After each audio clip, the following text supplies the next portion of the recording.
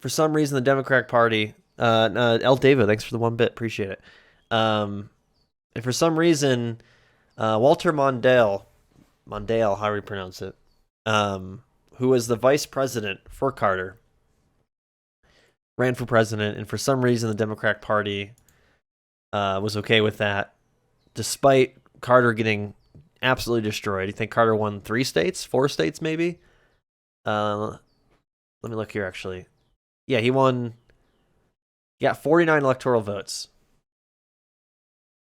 49. That's 6 states he had. He had 35 million votes compared to 43 million from Ronald Reagan. Anderson got 5.7 million. 41% of the votes.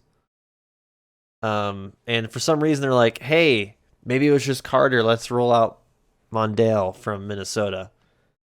To be fair, they did have primaries, and Mondale barely got out of it.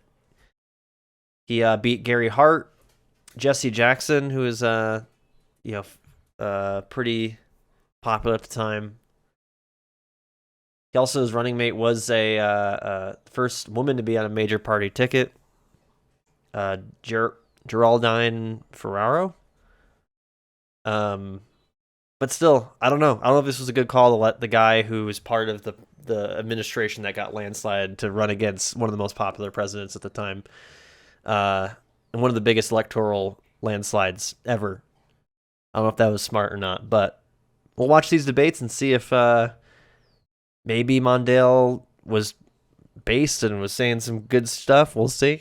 I mean, none of the presidents we really watched have been like, obviously I'm the communist spectrum, so I wouldn't say they're base, but you know what I mean. That like saying the things that people want to hear. We'll see what happens here. But yeah, the first one is October 7th. These are late debates. I guess there's only 2, so I guess that makes sense. Usually there's 1 in September, maybe 2 in October. First one is October 7th, 1984. Louisville, Kentucky. That's where we're going. Let me get my thing up here. There we go. Should be in full color, right? Could you imagine if there's just black and white for some reason? Yeah. Hour and 33 minutes, give or take. It's our first one. Let's just get into it. See what we get from Walter. Good evening from the Kentucky Center for the Arts in Louisville, Kentucky. I'm Dorothy Ridings, president of the League of Women Voters, the sponsor of... So the League of Women Voters is still hosting all these debates. I wonder at what point this will change. Tonight's first president... Because I think nowadays it's hosted by different news outlets. So I think CNN hosts a debate. Then I think Fox News maybe does. I know MSNBC I think did one during the Democratic primaries, but... between Republican Ronald Reagan and Democrat Walter Mondale. Tonight's debate marks the 3rd consecutive presidential election in which the League is presenting the candidates for the nation's highest office in face-to-face debate. Our panelists are James Wehart, national political correspondent for Scripps Howard News Service, Diane Sawyer, for the CBS program. Yo! I didn't know Diane went that far back. What? I used to watch Diane Sawyer on the freaking news every evening, man, growing up. What? Damn, that's crazy. Program 60 Minutes. And Fred Barnes, national political correspondent for the Baltimore Sun. Baltimore Sun. Barbara Walters of ABC News. And Barbara Walters is still here, too. In her 4th presidential debate is our moderator. Barbara. Got some media legends. A few words as we begin tonight's debate about the format. The position of the candidates, that is, who answers questions first and who gives the last statement, was determined by a toss of a coin between the 2 candidates. Mr. Mondale won, and that means that he chose to give the final closing statement. Means, too, that the president will answer the first question first. I hope that's clear. If it isn't, it will be elected to kick.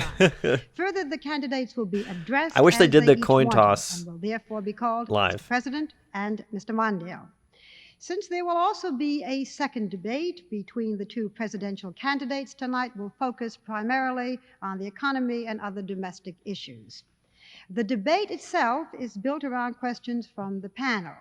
In each of its segments, a reporter will ask the candidates the same general question. Looks like there's a crowd back here. And this is important, each candidate will have the chance to rebut what the other has said. And the final segment of the debate will be the closing segment, and the candidates will each have 4 minutes for their closing statements. And as I have said, Mr. Mondale will be the last person on the program to speak. And now I would like to add a personal note, if I may. As Dorothy Ridings pointed out, I have been involved now in 4 presidential debates, either as a moderator or as a panelist. In the past, there was no problem in selecting panelists. Tonight, however, there were to have been 4 panelists participating in this debate. The candidates were given a list of almost 100 qualified journalists from all the media and could agree on only these 3 fine journalists. As moderator, on behalf of my there's some spice going on there. I very much regret, as does the League of Women Voters, that this situation has occurred. And now let us begin the debate. Over 100, they couldn't find 4 that they agreed on? That's crazy. Mr. President, in 1980, you promised the American people in your campaign a balanced budget by 1983. We've now had more and bigger deficits in the 4 years you've been in office. Mr. President, do you have a secret plan to balance the budget sometime in a second term? And if so, would you lay out that plan for us tonight? I have a plan, not a secret plan. As a matter of fact, it is the economic recovery program that we presented when I took office in 1981. It is true that earlier, working with some very prominent economists, I had come up during the campaign with an economic program that I thought could rectify the great problems confronting us, the double-digit inflation, the high tax rates that I think were hurting the economy, the stagflation that we were undergoing. They love that word. Before even the election day, something that none of those economists had even predicted had happened, that the economy was so worsened that I was openly saying that what we had thought on the basis of our plan could have brought a balanced budget, no, that was no longer possible. Oh my gosh, he's going to blame Carter still? The plan that we have had and that we're following is a plan that is based on growth in the economy, recovery without inflation, and reducing the share of that the government is taking from the gross national product, which has become a drag on the economy. Already, we have a recovery that has been going on for about 21 months to the point that we can now call it an expansion. Under that, this year, we have seen a $21 billion reduction in the deficit from last year, based mainly on the increased revenues the government is getting without raising tax rates. Our tax cut, we think, was very instrumental in bringing about this economic recovery. We have reduced inflation to about a third of what it was. The interest rates have come down about 9 or 10 points, and we think must come down further. In the last 21 months, more than 6 million people, millions and billions, gotten jobs. There have been created new jobs for those people, to where there are now 105 million civilians working where there were only 99 million before, 107 if you count the military. So we believe that as we continue to reduce the level of government spending, the rate of increase in government spending, which has come down from 17 to 6%, and at the same time as the growth in the economy increases the revenues the government gets without raising taxes, those two lines will meet. And when they meet, that is a balanced budget. Mr. President, the Congressional Budget Office has some bad news. The lines aren't about to meet according to their projections. They project that the budget deficit will continue to climb. In the year 1989, they project a budget deficit of $273 billion. In view of that, and in view of the economic recovery we are now enjoying, would it make sense to propose a tax increase or take some other fiscal measures to reduce that deficit now when times are relatively good? The deficit is a result. It is the result of excessive government spending. I do not, very frankly, take seriously the Congressional Budget Office projections because they have been wrong on virtually all of them, including the fact that our recovery Reagan wasn't going to take stayed place up to really begin with. late last night, But it and has he taken punched the place. numbers. But as I said, we have the rate of increase in government spending down to 6%. If the rate of increase in government spending can be held at 5%, we're not far from there. By 1989, that would have reduced the budget deficits down to a $30 or $40 billion level. At the same time, if we can have a 4% I once again, though, recovery ask, does anyone give a continue fuck through that same period of time, that about will the mean, without an increase in tax deficit rates, of the government? that will mean $400 billion more. Like, what's the in difference government between revenues. 100 billion And and so 50 I think billion? that You know the what I mean? lines can meet. Actually, in constant It's like my student dollars, loan debt. What's the difference in between the domestic side of the budget, there has been no spending increase 100,000 in the 4 years that we and have. 75,000 when you're paying it for the next 25 years? Mr. Mondale, the Carter-Mondale administration I know didn't come that close one's a to little bit balancing the different, budget but in its 4 years in office either, despite the fact that President Carter did promise just when the a numbers are balanced so budget big, during it's kind of his hard to, term. You have I don't know. proposed a plan, especially when you're talking about billions. combining tax increases and budgetary cuts and other changes in the administration of the government that would reduce the projected budget deficit by 2/3 to approximately $87 billion in 1989. That still is an enormous deficit that will be running for these 4 years. What other steps do you think should be taken to reduce this deficit and position a country for economic growth? One of the key tests of leadership is whether one sees clearly the nature of the problems confronted by our nation. And perhaps the dominant domestic issue of our times is, what do we do about these enormous deficits? I respect the president. I respect the presidency, and I think he knows that. But the fact of it is, every estimate by this administration about the size of the deficit has been off by billions and billions of dollars. As a matter of fact, over 4 years, they've missed the mark by nearly $600 billion.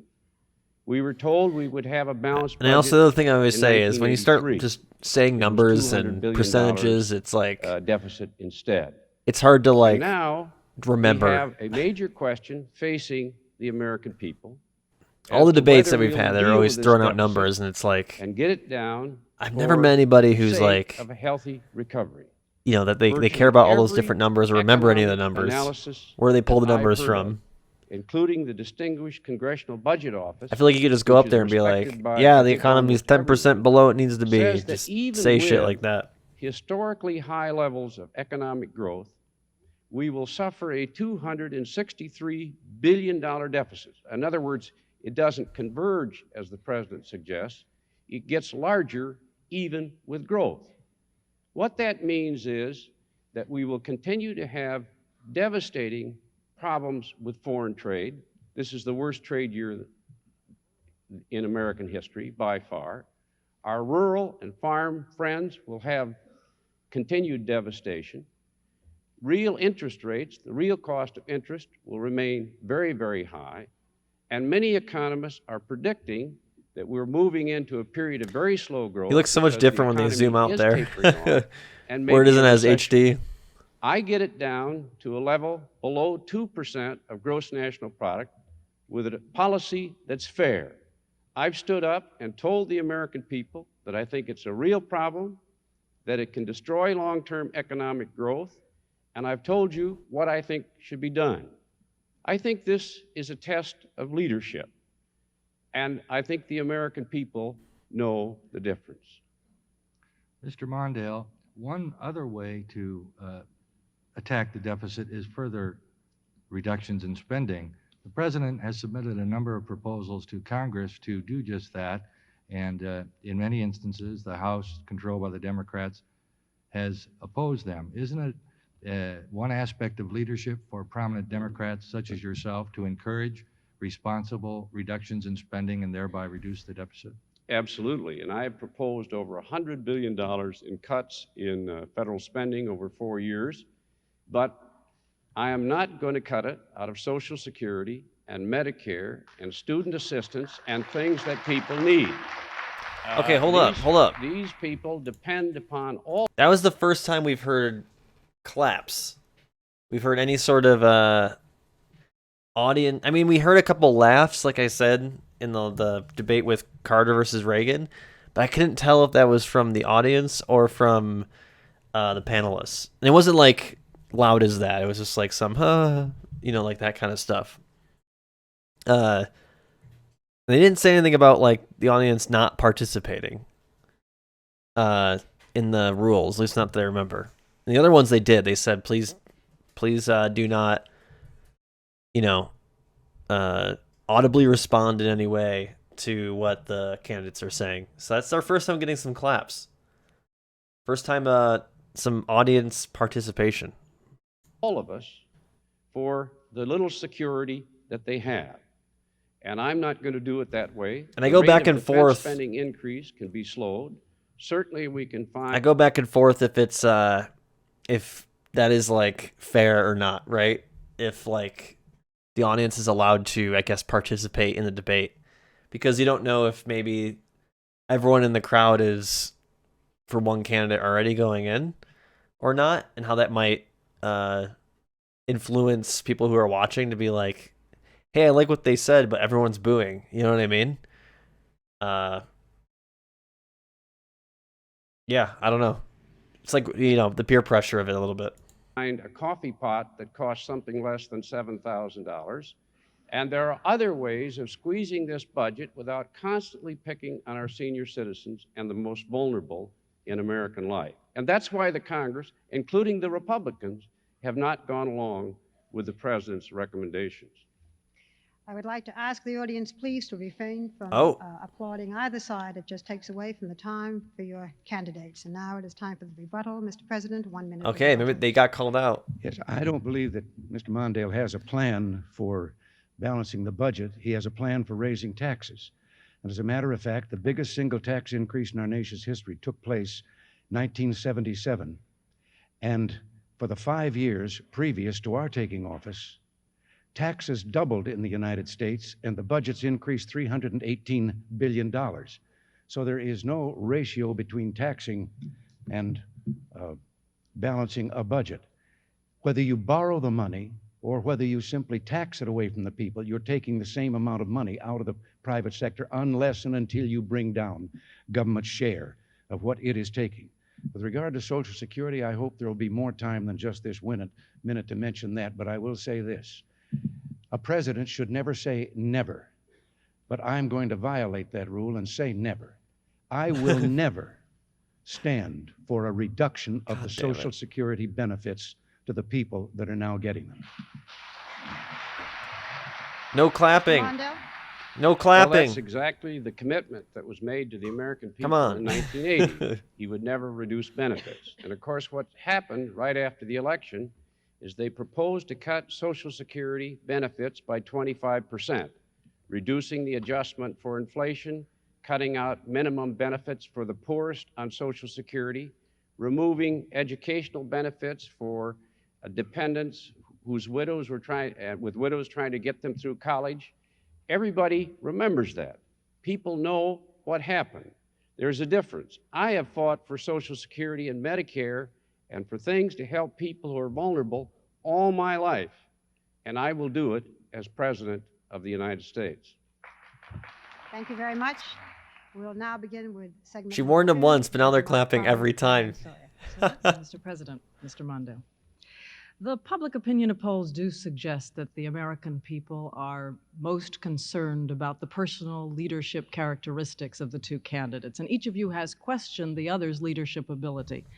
Mr. President, you have said that Mr. Mondale's leadership would take the country down the path of defeatism and despair, and Vice President Bush has called him whining and hoping for bad news. And Mr. Mondale, you have said that President Reagan offers showmanship, not leadership, that he has not mastered what he must know to command his government. I'd like to ask each of you to substantiate your claims. Mr. Mondale first. Give us specifics to support your claim that President Reagan is a showman, not a leader, has not mastered what he must know to be This is a good president question, after 4 actually. years. And then second, tell us what personal leadership characteristics Good question, you have Diane. that he does not. Well, first of all, I think the first answer this evening suggests exactly what I'm saying. There is no question that we face this massive deficit.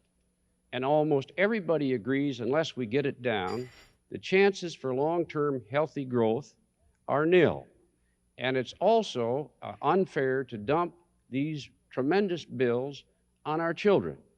The president says it will disappear overnight because of some reason. No one else believes that's the case.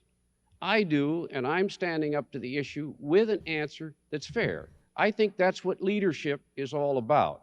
There's a difference between being a quarterback and a cheerleader. And when there's a real problem, a president must confront it.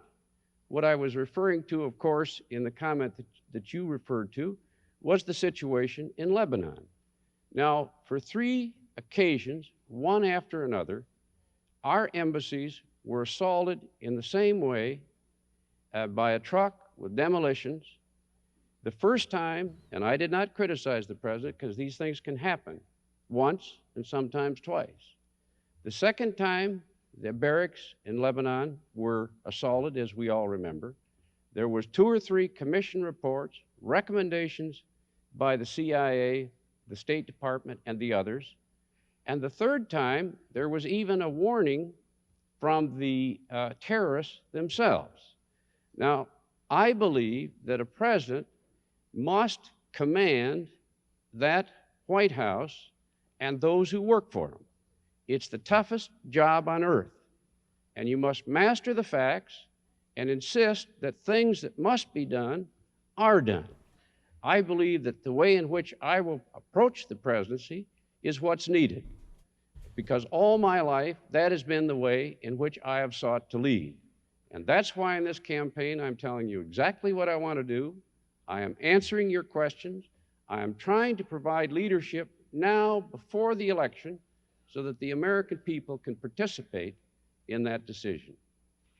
You have said, Mr. Mondale, that the polls have given you lower ratings on leadership than President Reagan because your message has failed to get through. Given that you have been in public office for so many years, what accounts for the failure of your message to get through? Well, I think we're getting better all the time, and I think tonight, as we contrast for the first time our differing approach to government, to values, to the leadership in this country, I think as this debate goes forward, the American people will have for the first time a chance to weigh the 2 of us against each other.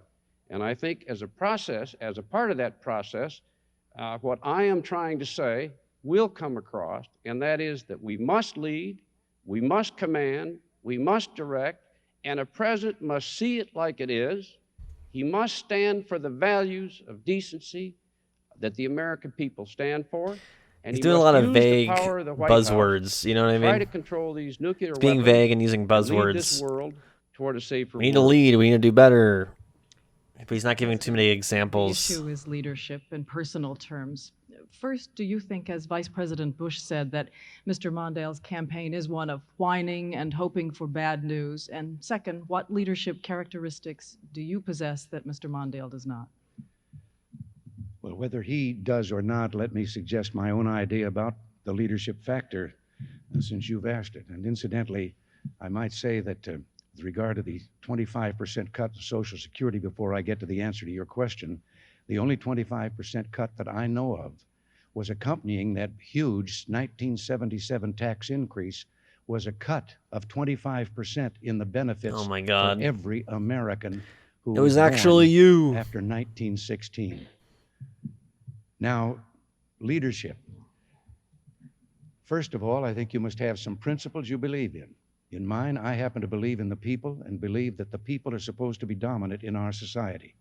That they, not government, are to have control of their own affairs to the greatest extent possible with an orderly society. Now, having that, I think also that in leadership, well, I've believed that you find people, positions such as I'm in, who have the talent and ability to do the things that are needed in the various departments of government. I don't believe that a leader should be spending his time in the Oval Office deciding who's going to play tennis on the White House court. And you let those people go with the guidelines of overall policy, not looking over their shoulder and nitpicking the manner in which they go at the job. You are ultimately responsible, however, for that job. But I also believe something else about that. I believe that, and when I became governor of California, I started this and I continue it in this office, that any issue that comes before me, I have instructed cabinet members and staff, they are not to bring up any of the political ramifications that might surround the issue. I don't want to hear them. I want to hear only arguments as to whether it is good or bad for the people. Is it morally right? And on that basis and that basis alone, we make a decision on every issue. Yeah, he's with regard to he's still being vague, but he's more specific at the same time than Mondale there. You know what I mean? Like he's talking about like things that we knew what he does with his cabinet members and whatnot. His record is that he spoke in he says it in a lot better way several too. Times, said they weren't to be abhorred, that as a matter of fact, he at one time said he wished the deficit could be doubled because they stimulate the economy and help reduce unemployment. As a follow-up, let me draw in another specific, if I could, a specific that the Democrats have claimed about your campaign, that it is essentially based on imagery. And one specific that they allege is that, for instance, recently you showed up at the opening ceremony of a Buffalo old age housing project, when in fact your policy was to cut federal housing subsidies for the elderly, yet you were there to have your picture taken with them. Our policy was not to cut subsidies. We have believed in partnership, and that was an example of a partnership between not only local government and the federal government, but also between the private sector that built that particular structure. And this is what we've been trying to do, is involve the federal government in such partnerships. We are today subsidizing housing for more than 10 million people. And we're going to continue along that line. We have no thought of throwing people out. I think into Diane the snow, Sawyer is winning the debate. whether because of age or so need. Far. We have preserved the safety net for the people with true need in this country, and it has been pure demagoguery that we have in some way shut off all the charitable programs, or many of them, for the people who have real need. The safety net is there, and we're taking care of more people than has made a ever Stranger been taken Things care reference of before by any administration in this country. During the 80s. That's Mr. crazy. Mondale, an opportunity for you to rebut. Well, I guess I'm reminded a little bit of what Will Rogers once said about Hoover. He said, it's not what he doesn't know that bothers me, it's what he knows for sure. It just ain't so.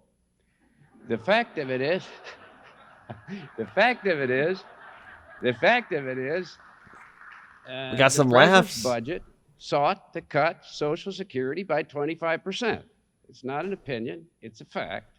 And when the president was asked the other day, what do you want to cut in the budget? He said, cut those things I asked for but didn't get. That's Social Security and Medicare. The second fact is that the housing unit for senior citizens that the president dedicated in Buffalo was only made possible through a federal assistance program for senior citizens that the president's budget sought to terminate.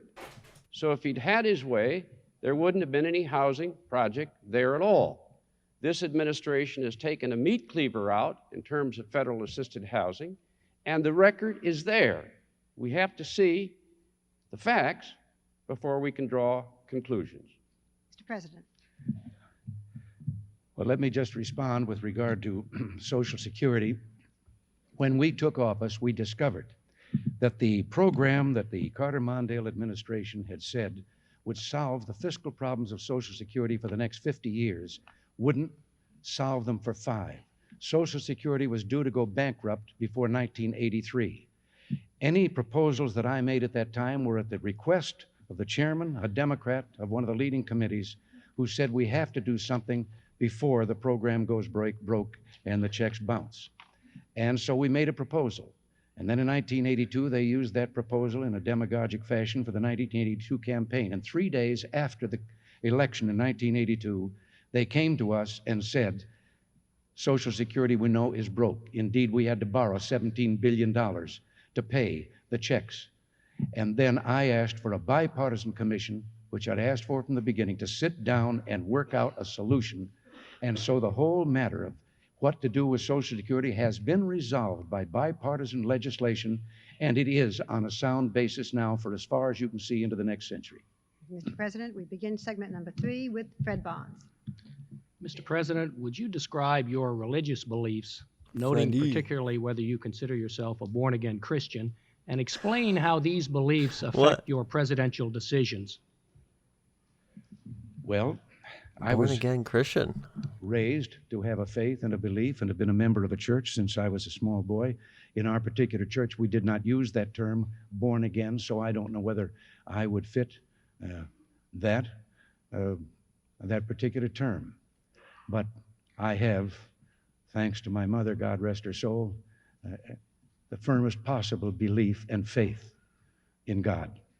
And I don't in our Lord Jesus Christ. I believe, I should say, as Lincoln once said, that I would be the most stupid man in the world if I thought I could confront the duties of the office I hold if I could not turn to someone who was stronger and greater than all others.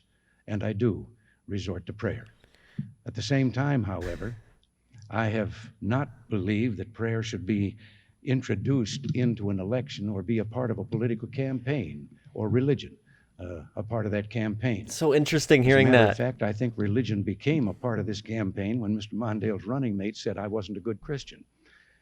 So, but nowadays it's like the other. It's definitely coming from the right. Hesitancy in saying so. Especially when it comes to like anti-LGBTQ. As I say, I don't rhetoric. believe that I could carry on unless. And I'm sure we'll get it when we get into the gay marriage debate in the 2000s. I'm sure. Prayers are answered. Given those beliefs, Mr. President, why don't you attend services regularly, either by going to church or by inviting a minister to the White House, as President Nixon used to do, or someone to Camp David, as President Carter used to do? The answer to your question is very simple. Carter's more religious. I go to church. I have gone to church regularly all my life. And I started to here in Washington. And now, in the position I hold and in the world in which we live, where embassies do get... God, imagine being president, you're like, I gotta go to church just so they won't stop asking me about if I go to church or not. But I or they're calling me a fake Christian. to several hundred people if I go to church. I know the threats that are made against me. We all know the possibilities of terrorism. We have seen the barricades that have had to be built around the White House. And therefore, I don't feel, and my minister knows this, and... Was there, I mean, I'm assuming there was some security, obviously, but like, barricades, I wonder if those, is that like the, because now if you go to DC, like, at least I remember when I was younger in like 2007 when I visited DC for the first time, they had, yeah, you know, they have the fenced, you know, the big fence there and the like. I wonder if it comes from this. Supports me in this position. During this time? I don't feel that I have a right to go to church knowing that... I feel like it would be after JFK, though, you know what I mean? But that, to be fair, wasn't at the White House. My being there could cause something of the kind that we have seen in other places, in Beirut, for example. And I miss going to church. I am a... What was that? Damn, there's a cut there? Did they have a commercial break or something? Son of a Methodist minister. My wife is the lost daughter footage. of a Presbyterian minister. And I don't know if I've been born again, but I know I was born into a Christian family. See, that's a trick question. They both don't know what born again means. They're fake Christians, clearly. And they don't know I the believe lore. I've Don't know sung the at rules. more weddings and more funerals than anybody ever to seek the presidency. Whether that helps or not, I don't know. I have a deep religious faith. Our family does. It is fundamental probably the reason that I'm in politics. I think our faith Wait, the reason I'm in politics is because of instructs us my belief in about the moral God? life that we should lead, and I think we're all together on that. What bothers me is this growing tendency to try to use one's own personal interpretation of faith politically, to question others' faith, and to try to use the instrumentalities of government to impose those views on others. All history tells us that that's a mistake. When the Republican platform says that from here on out, we're going to have a religious test for judges before they're selected for the federal court, and then Jerry Falwell announces that that means they get at least 2 justices of the Supreme Court, I think that's an abuse of faith in our country. This nation is the most religious nation on earth. More people go to church and synagogues than any other nation on earth, and it's because we kept the politicians and the state out of the personal exercise of our faith. That's why faith in the United States is pure and unpolluted by the intervention of politicians. And I think if we want to continue, as I do, to have a religious nation, It's definitely not true. let's keep that line and never cross it. Thank you, Mr. Barnes. Next question. We have time for rebuttal now. I think I have a follow-up. Yes, I asked you if you did. I'm sorry. Yes, I thought you did. waived it. Yes, Mr. Mondale. You've complained just now about Jerry Falwell, and you've complained other times about other fundamentalists in politics. Correct me if I'm wrong, but I don't recall you ever complaining about ministers who were involved in the civil rights movement or in the anti-Vietnam War demonstrations, or about black preachers who've been so involved in American politics. Is it only conservative ministers that you object to? No.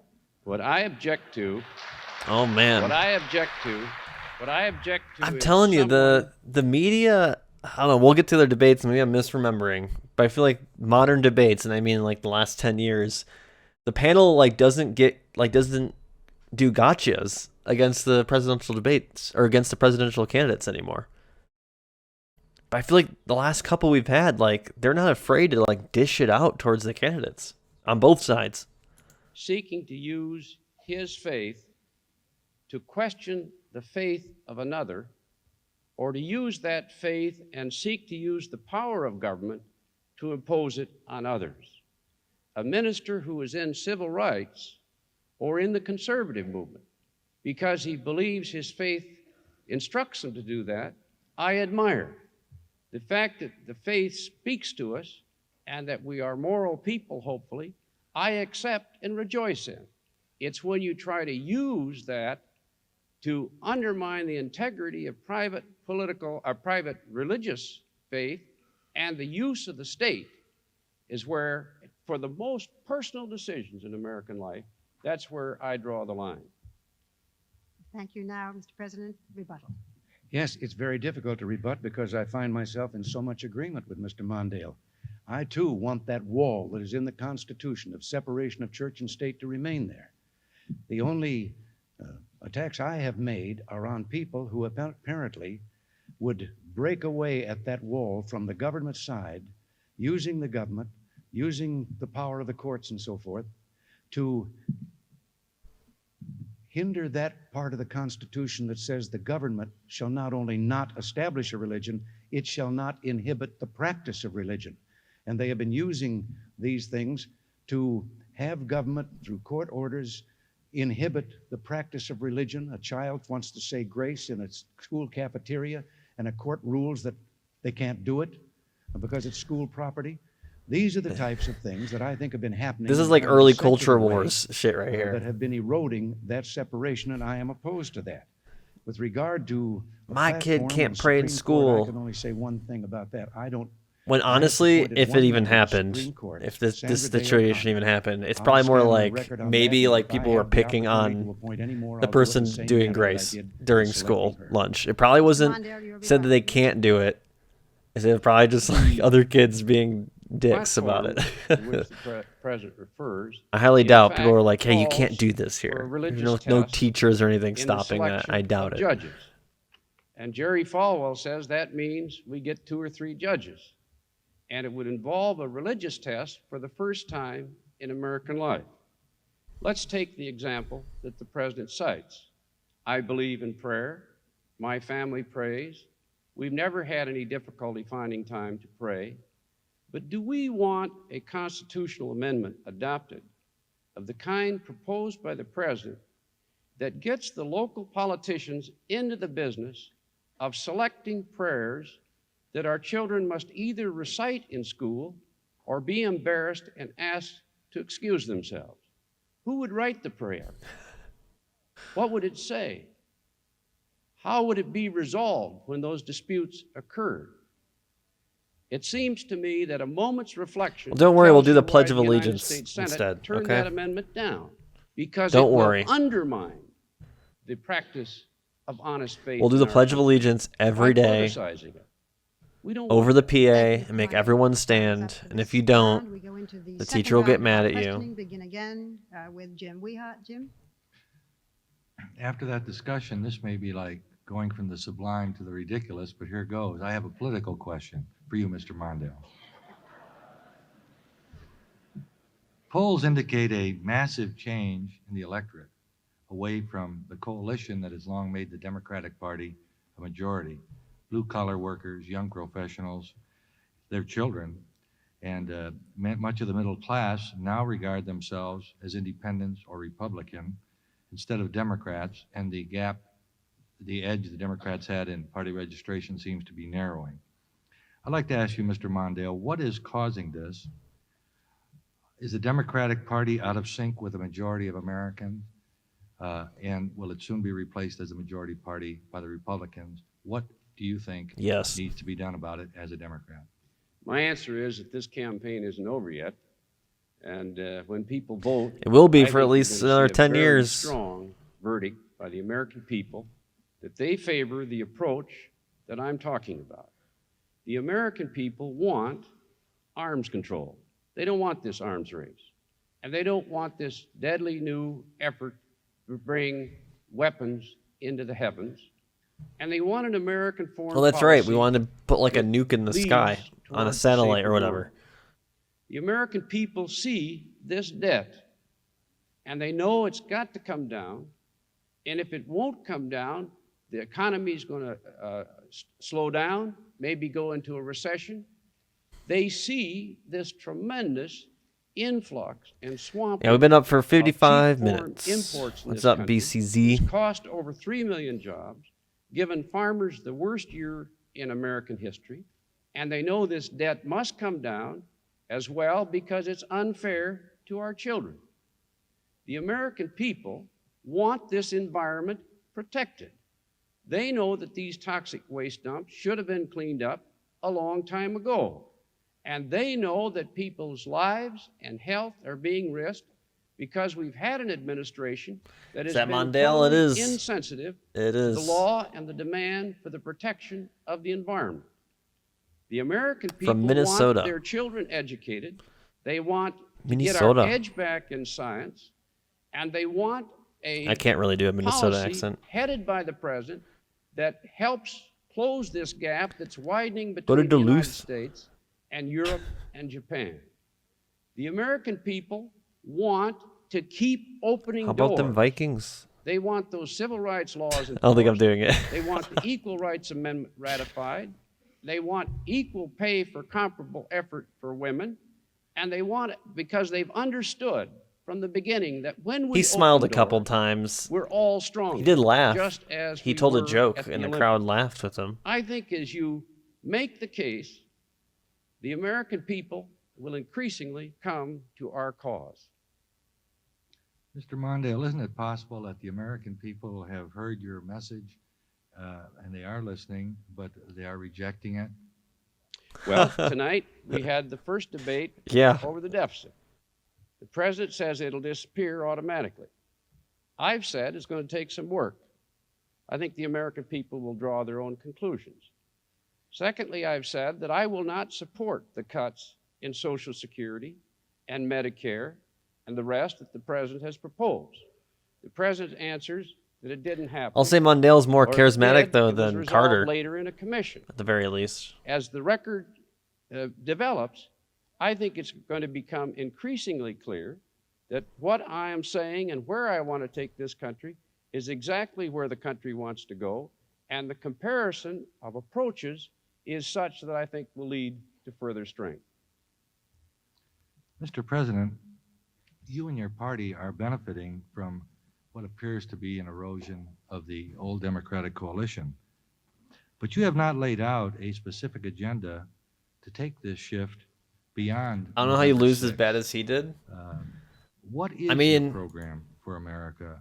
I think it's because of the fact that he was on the same ticket as Carter, someone who already got landslided.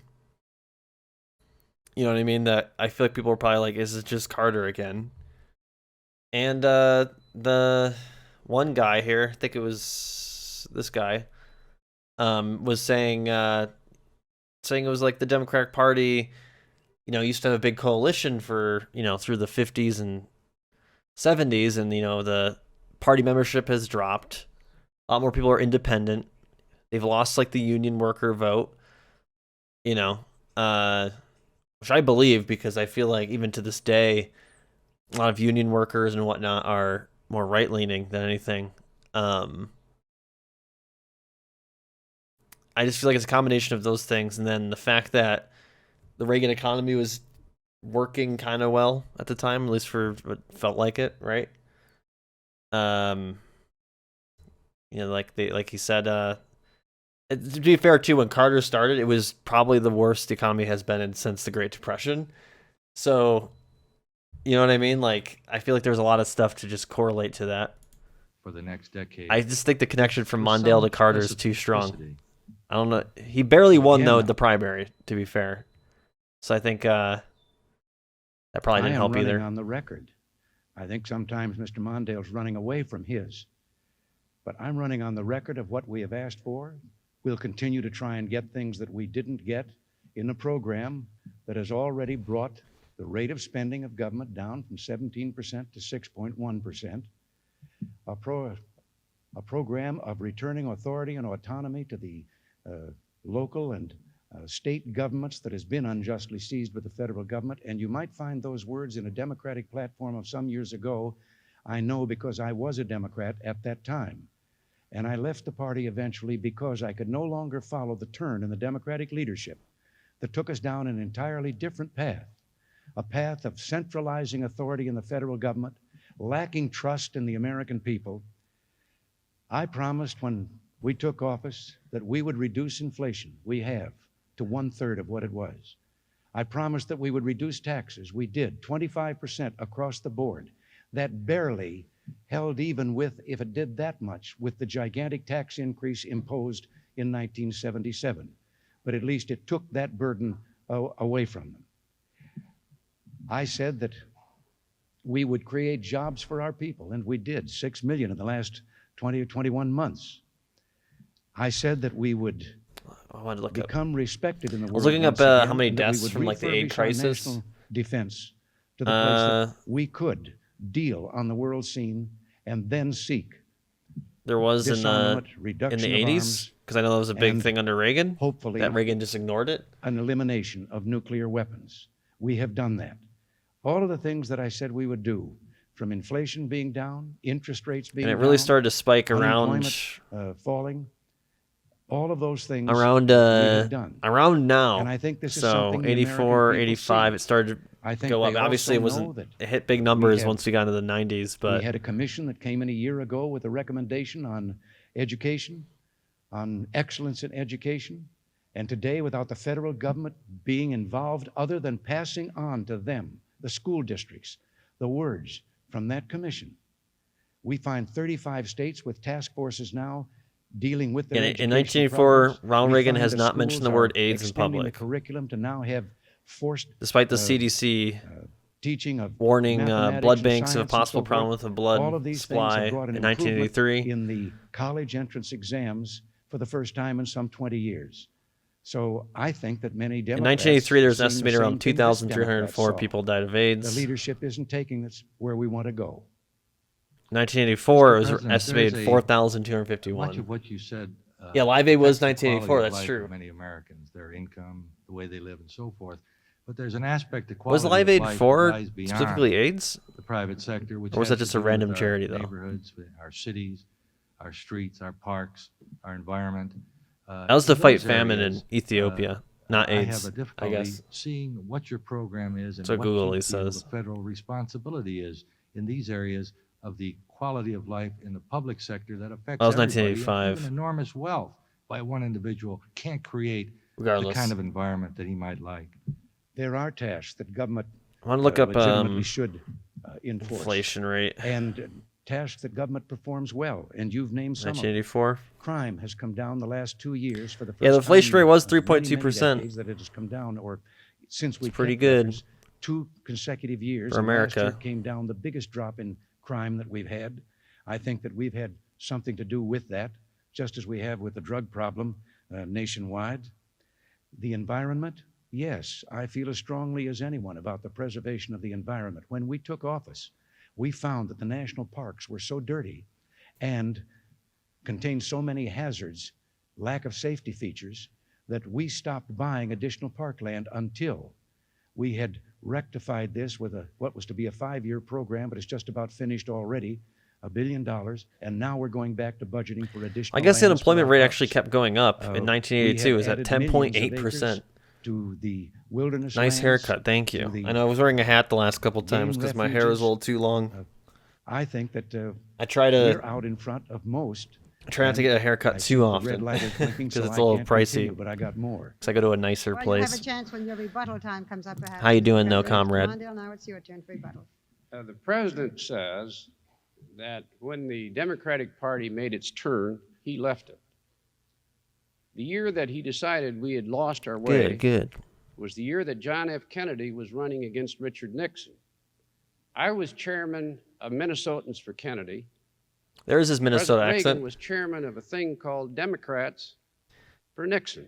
I'm good. Now maybe I'm we happy it's made the a weekend. It was a turn long work with week. Kennedy, but I'll be I worked like proud 15 of hours supporting yesterday. him all of our life, all of my life, and I'm very happy that So I'm John glad it's Kennedy the was weekend. elected. Because John Kennedy looked at the I'm looking future, forward to next weekend because I'm going with camping. courage. So saw what needed to be done, and understood his own government. The president just said that his government is shrinking. It's not. It's now the largest peacetime government ever in terms of the take from the total economy. yeah, if I didn't have to work late, And I would instead have. of I would retreating have done this stream. I think where last night. Instead of being strong where we should be strong, he wants to make it strong and intervene in the most private and personal questions in American life. That's where government should not be. Mr. President? Before I campaigned as a Democrat for a Republican candidate for president, I had already voted for Dwight Eisenhower to be president of the United States. So my change had come earlier than that. I hadn't gotten around to re-registering as yet. I found that was rather difficult to do, but I finally did it. There are some other things that have been said here. It doesn't matter, though. I might be able to Unless you're dredge voting in them the up. primaries, it doesn't matter if you're Mr. Mondale re-registered. referred to the farmers' worst year. The party affiliation. The farmers are not the victims of anything this administration has done. The party farmers were affiliation the thing is a little bit of a victims stretch. the double-digit inflation and the 21.5% interest rates.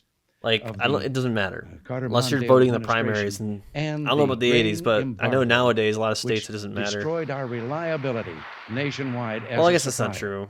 All of these I things. think in are Maryland you have to presently be being you have to be rectified. in a certain And I party to think vote for the that we are going to salvage the farmers. primary. As a but- matter of fact, there has been less than 1/4 of But he was somehow 1% voting in the presidential election, so foreclosures of which the it doesn't matter. 270,000 loans from government that the farmers have. Thank you, My Mr. bad. President. Frickin' We'll now turn to hangnail. Diane Sawyer for her round of questions. Diane?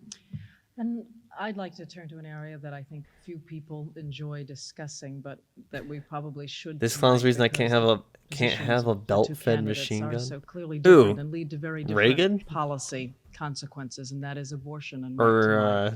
I mean, I guess yeah, Reagan. I'm exploring for your personal views of abortion and specifically how you would There hasn't what been you've too much applied gun as public conversation. There policy, was one Mr. last time with about handgun Do you registration, consider but abortion murder or a sin? Reagan banned And fully second, automatic how weapons. hard would you work? What kind of priority would you give in your second term?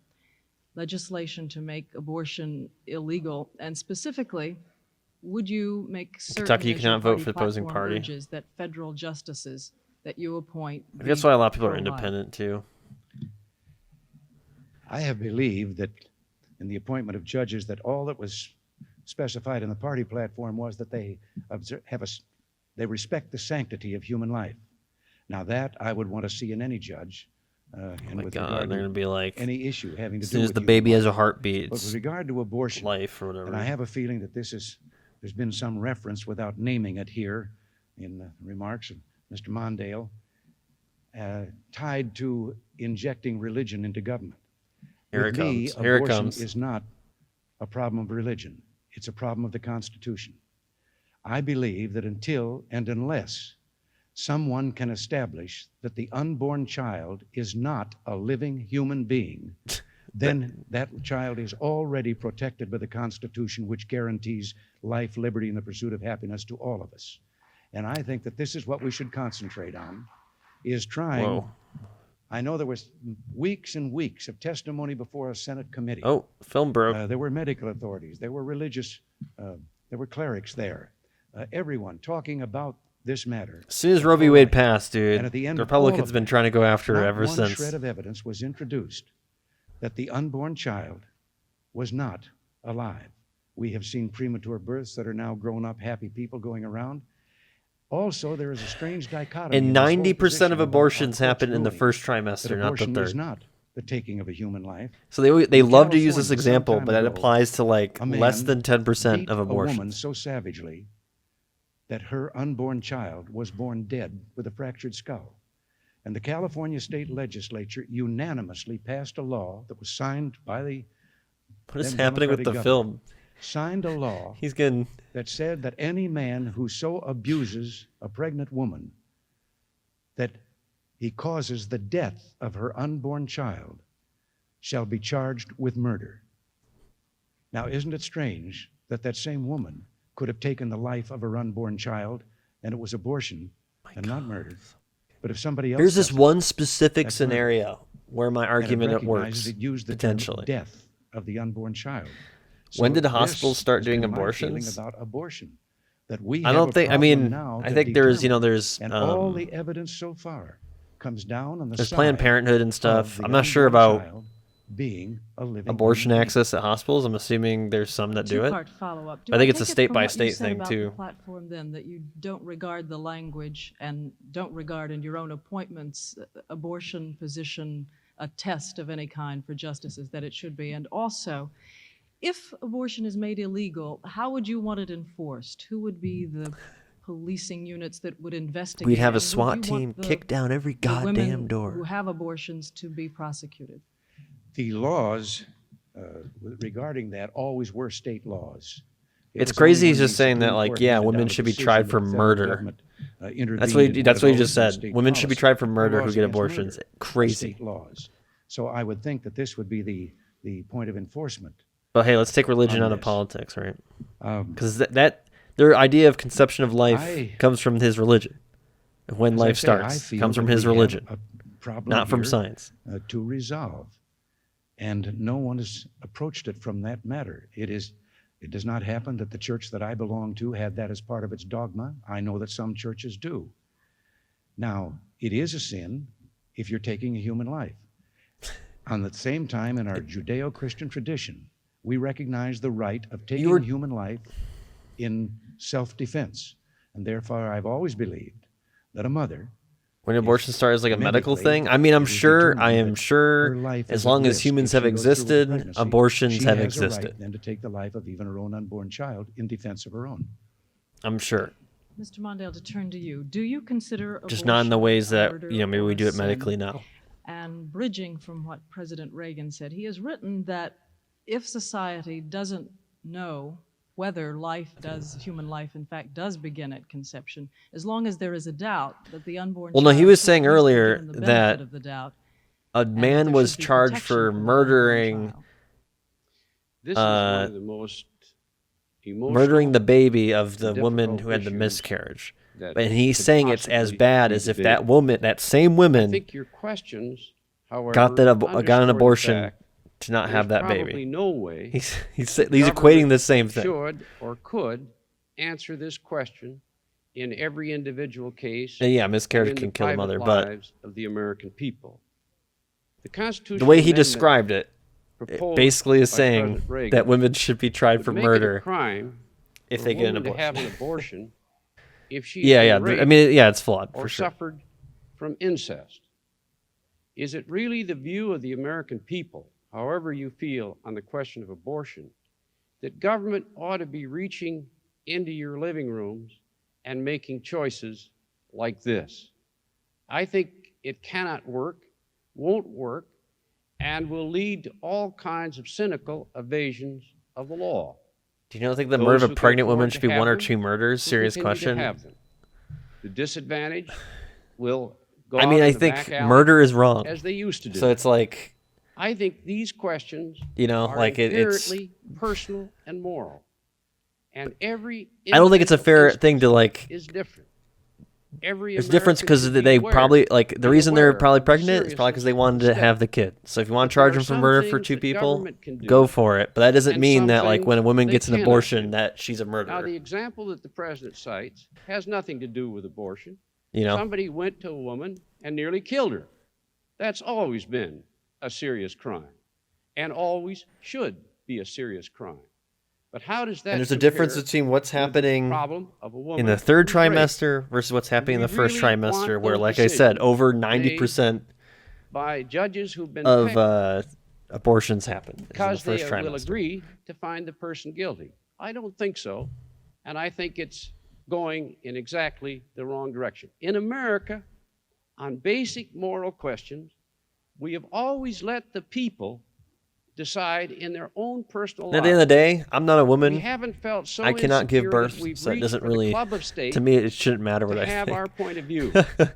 It's been a good instinct. That's always the real most answer. Religious people on earth. One final point. President Reagan, as governor of California, signed a bill which is perhaps the most liberal pro-abortion bill of any state in the Union.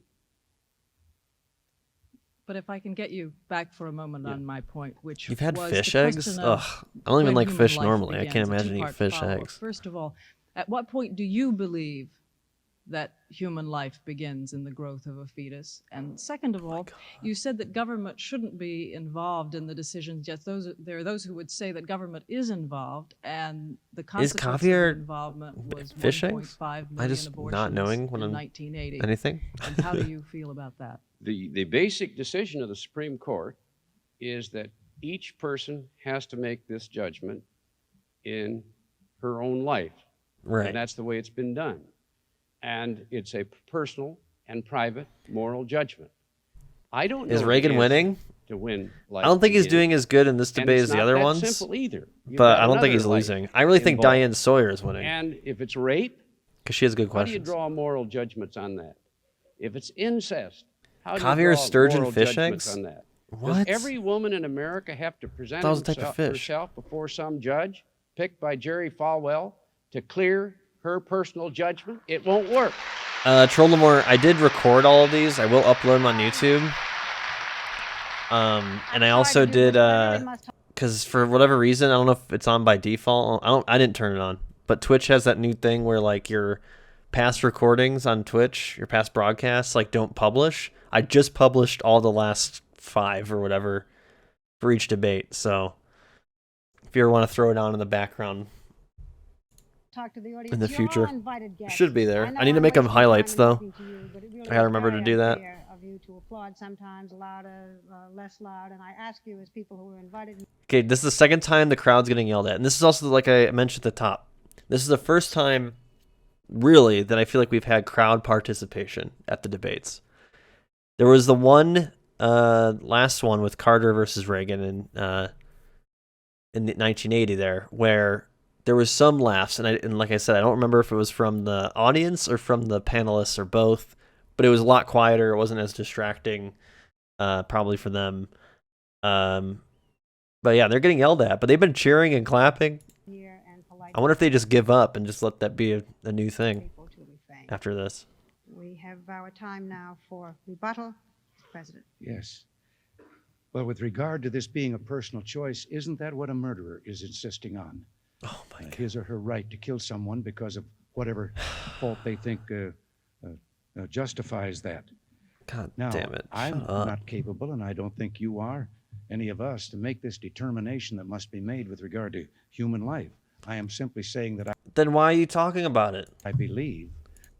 Why are you talking about it? Let God decide. That you keep talking about that God knows everything. Let him decide then. That's where the effort should be When they go to hell, they'll figure it out. They'll realize their mistake. directed to make that determination. I don't think that any of us should be called upon here to stand and make a decision as to what other things might come under the self-defense. Just realized there's 3 microphones. tradition. You see that? That too would have to be worked out then, when you once recognize that we're Maybe talking one for about a life. TV, one But in for this the great auditorium, society of maybe ours, one for wouldn't it make radio. a lot more sense in this gentle and kind society if we had a program that made it possible for when incidents come along in which someone feels they must do away with that unborn child, that Do instead away. we make it available Great for the verbiage. adoption. There are 1.5 million people out there standing in line Okay, waiting Reagan, to adopt. go adopt. You live in the White House. There's plenty of, I'm sure, bedrooms you can fit some kids in. Go adopt 40 kids right now. Children who Oh, wait, you're dead. can't have them any other way. Loser. Mr. Mondale. I agree with that, and that's why I was a principal sponsor of a liberal adoption law, so that more of these children could come to I term. hate that shit, so that dude. the young mothers were And educated. everyone who's ever so said we that found doesn't an adopt any option, kids. An alternative. I'm all for that. They The don't have question is adopted whether kids. this other They don't. option Every proposed time. by the president should be pursued, and I don't agree with it. Since I got about 20 seconds, let me just say one thing. The question of agriculture came up a minute ago. Net farm income is off 50% in the last 3 years, and every farmer knows it. I hate that shit in And the debates. They're effect like, I of want to go these back to this economic point from policies 5 is minutes like ago. a Just move massive on. grain Take the L if embargo, you need to. which has caused farm exports It looks to drop desperate, in my opinion. 20%. It's been a big failure. I oppose the grain embargo in my administration. I'm opposed to these policies as well. Oh, Trollamore, you're not Sitting near here any like of a the great school teacher, letting them wildfires, both are get you? away with things because Hope one not. did it, the other one did it. May I ask in the future that the No, rebuttal Canada's stick been to having what a rough time rebuttal with is, the and also forest fires. foreign policy will be the next debate. Stop dragging it in by its ear into this one. Now, having admonished you, I would like to say to the panel, you are Everyone's allowed having too one much fun. question and one follow-up. Would you try as best you could not to Been ask pretty tame. 2 and 3? I know it's something we all You don't want like to her? do. 2 You and don't like 3 her questions is outfit? part 1 Yeah, and it's 2 a little and 3 is much, I part think. 2. Having Does said give me that, mariachi vibes, but I don't think it's Mr. that. Mondale, let me Obviously. ask you about middle-class Americans and the taxes they pay. I'm talking about, not about the rich or the poor, I know your views on their taxes, but about families earning $25,000 to $45,000 a year. Do you think that those families are overtaxed or undertaxed by the federal government? In my opinion, as we deal with this deficit, people from about $70,000 a year on down Yeah, have everyone to in be dealt Rochester, in my hometown very, there, very carefully was in like because really they are the bad ones who didn't smoke. get any relief the first time around. Like all Now, the smoke was there. It was big. It 1981 was really tax bad. bill, people making $200,000 Air index or whatever. It was a like year 400 or something. got $60,000 in tax relief over 3 years, while people making $30,000 a year, all taxes considered, got no relief at all, or their taxes actually went up. That's why my proposal protects. It's crazy. They're like, yeah, someone making $30,000 a year, like their taxes haven't changed, and then I'm like, people still make $30,000 a year, and they're not just like doing like a part-time job during college. Like there's people who that's how much they make for their career. This is 1984. Everybody from $25,000 a year. Trollamore, you're less spoiling against it. Any tax increases.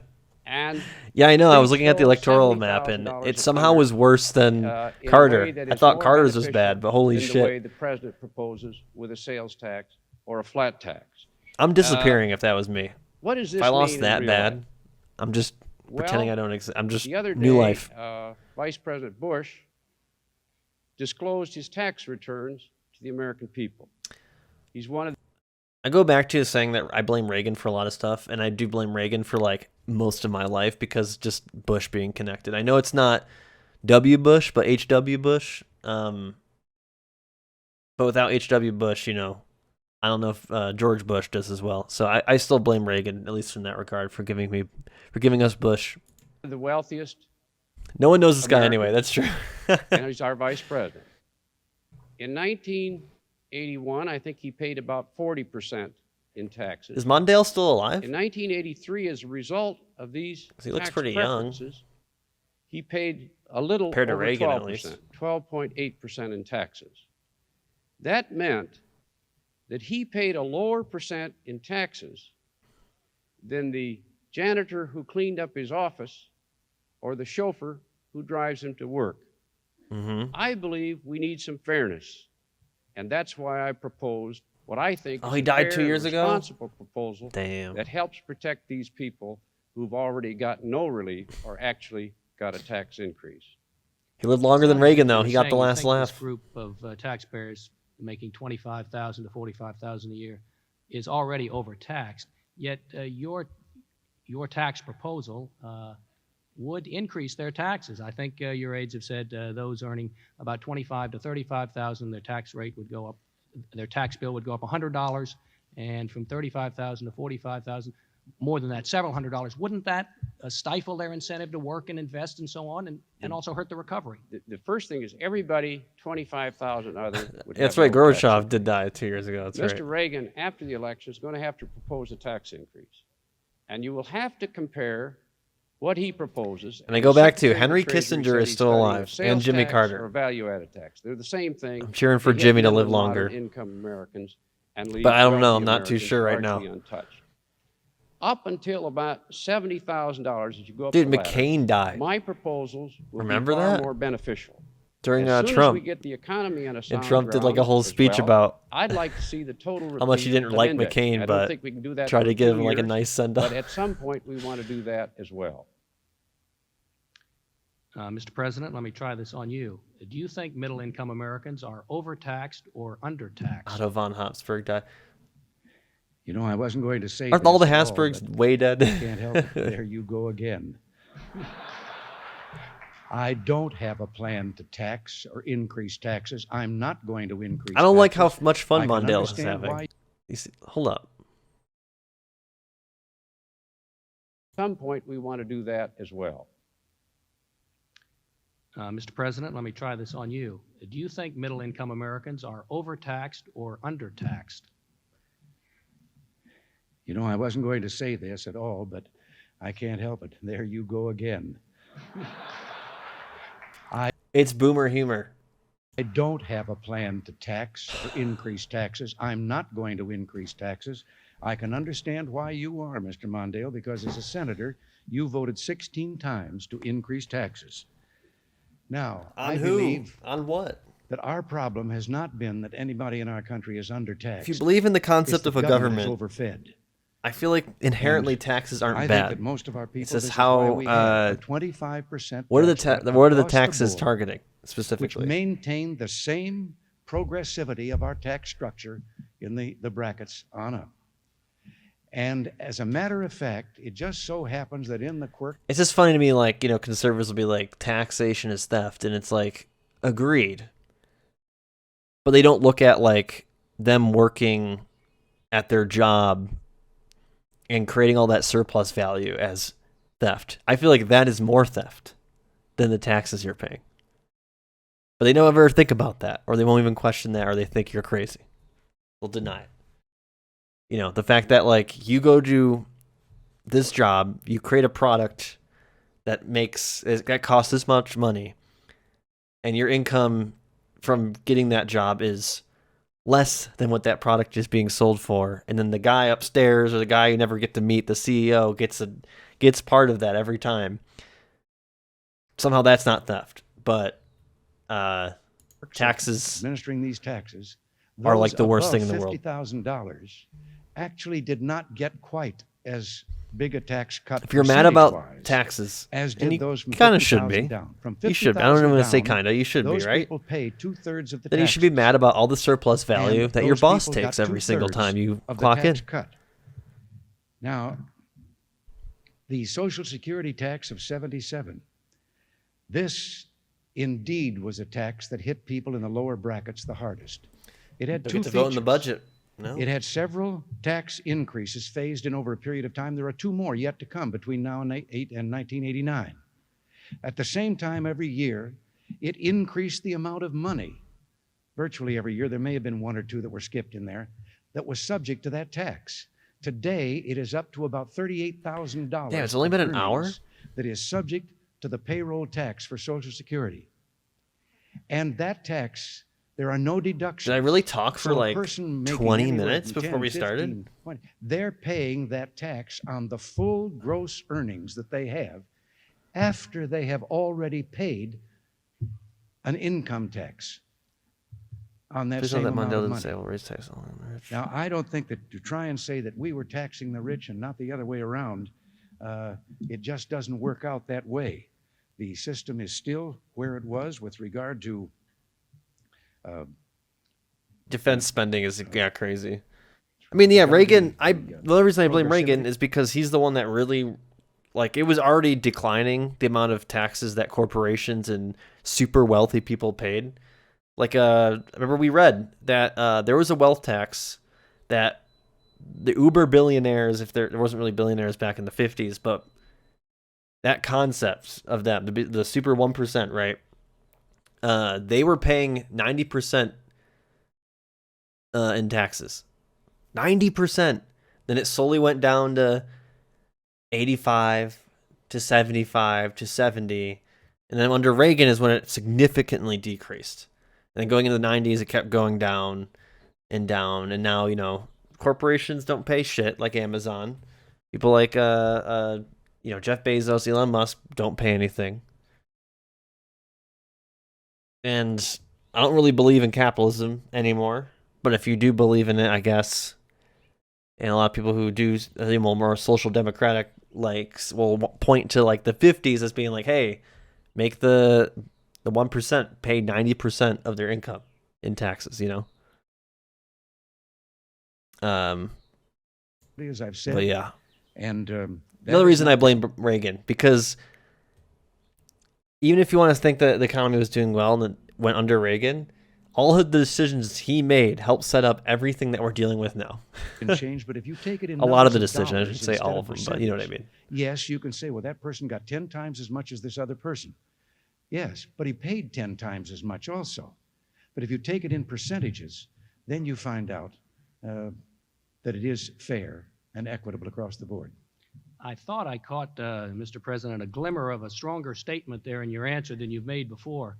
I think the operative position you had before was that you would only raise taxes in a second term as a last resort. And I thought you said flatly that I'm not going to raise taxes.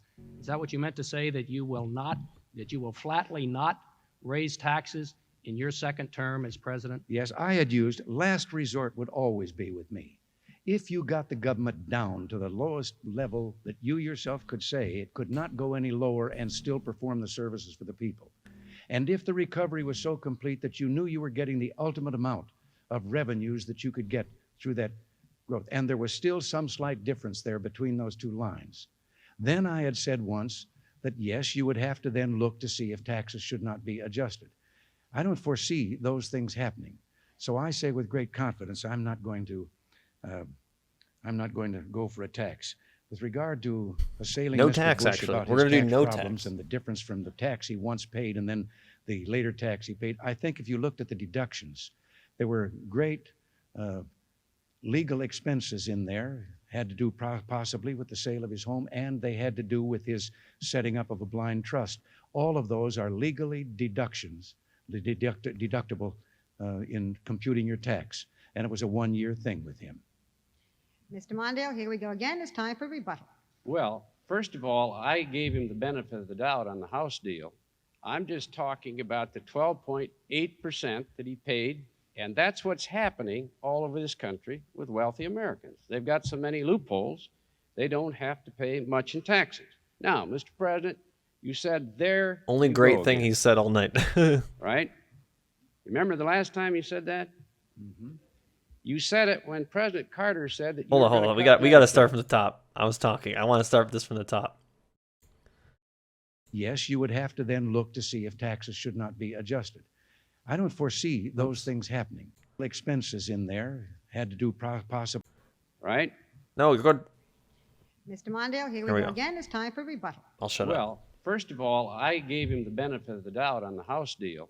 I'm just talking about the 12.8% that he paid, and that's what's happening all over this country with wealthy Americans. They've got so many loopholes, they don't have to pay much in taxes. Now, Mr. President, you said there you go again, right? Remember the last time you said that? Mm-hmm. You said it when President Carter said that you were going to cut Medicare.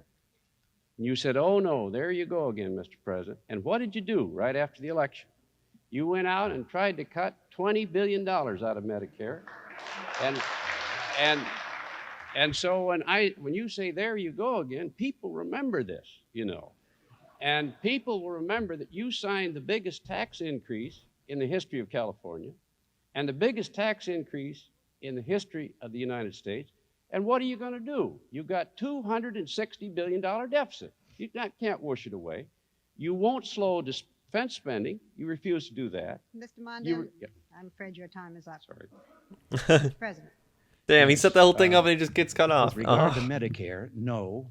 But it's time for us to say that Medicare is in pretty much the same condition that Social Security was, and something is going to have to be done in the next several years to make it fiscally sound.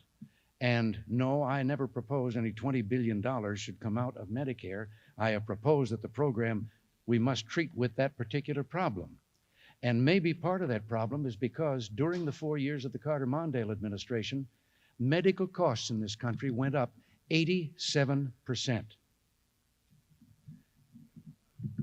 All right, fine. There you go again. It was definitely one of the most iconic presidential presidential debate moments. Even though he ended up lying, it still remained the moment everyone thinks of when they think of the Reagan campaign. Interesting. Yeah, I know on Wikipedia there's a couple notes about the debates. We'll try to read those. The economic recovery is I'm reading about Reagan's the Census Bureau just a month ago reported Reagan's there are more people gun living ownership under stuff. poverty now, Or, 1 million more people living under than when you took office. There have been a number of studies, including studies by the Urban Institute and other non-political organizations, that say that the impact of the tax and budget cuts and your economic policies have impacted severely on certain classes of Americans: working mothers, head of households, minority groups, elderly poor. All right, here's a little blurb on the Reagan gun stuff. So the lone piece of significant legislation related to gun rights during the Reagan administration was the Firearm Owners Protection Act of 1986, signed into law by Reagan on May 19th, 1986. Legislation amended the Gun Control Act of 1968 by repealing parts of the original act that were deemed by studies to be unconstitutional. The National Rifle Association, NRA, and other pro-gun groups actually lobbied for the passage of this legislation, and it was generally considered favorable for gun owners. Among other things, the act made it easier to transport long rifles across the United States and ended federal records keeping on ammunition sales and prohibited the prosecution of someone passing through areas of strict gun control with firearms in their vehicle, so long as the gun was properly stored. However, the act also contained a provision banning the ownership of any fully automatic firearms not registered by May 19th, 1986. That provision was slipped into the legislation as 11th hour amendment by Representative William J. Hughes, a New Jersey Democrat. Reagan has been criticized by some gun owners for signing legislation containing the Hughes Amendment. Before Reagan left office in January 1989, efforts were afoot in Congress to pass legislation creating a national background check and mandatory waiting period for handgun purchases. Blah, blah, blah, blah.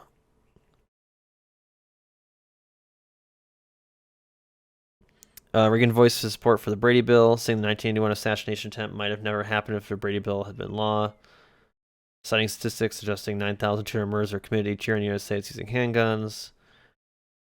Congress later passed the Brady Bill 3 years later, which also banned assault rifles. Reagan actually joined former presidents Gerald Ford and Jimmy Carter in a letter published in the Boston Globe that to calling Congress to pass a ban on assault weapons. Interesting.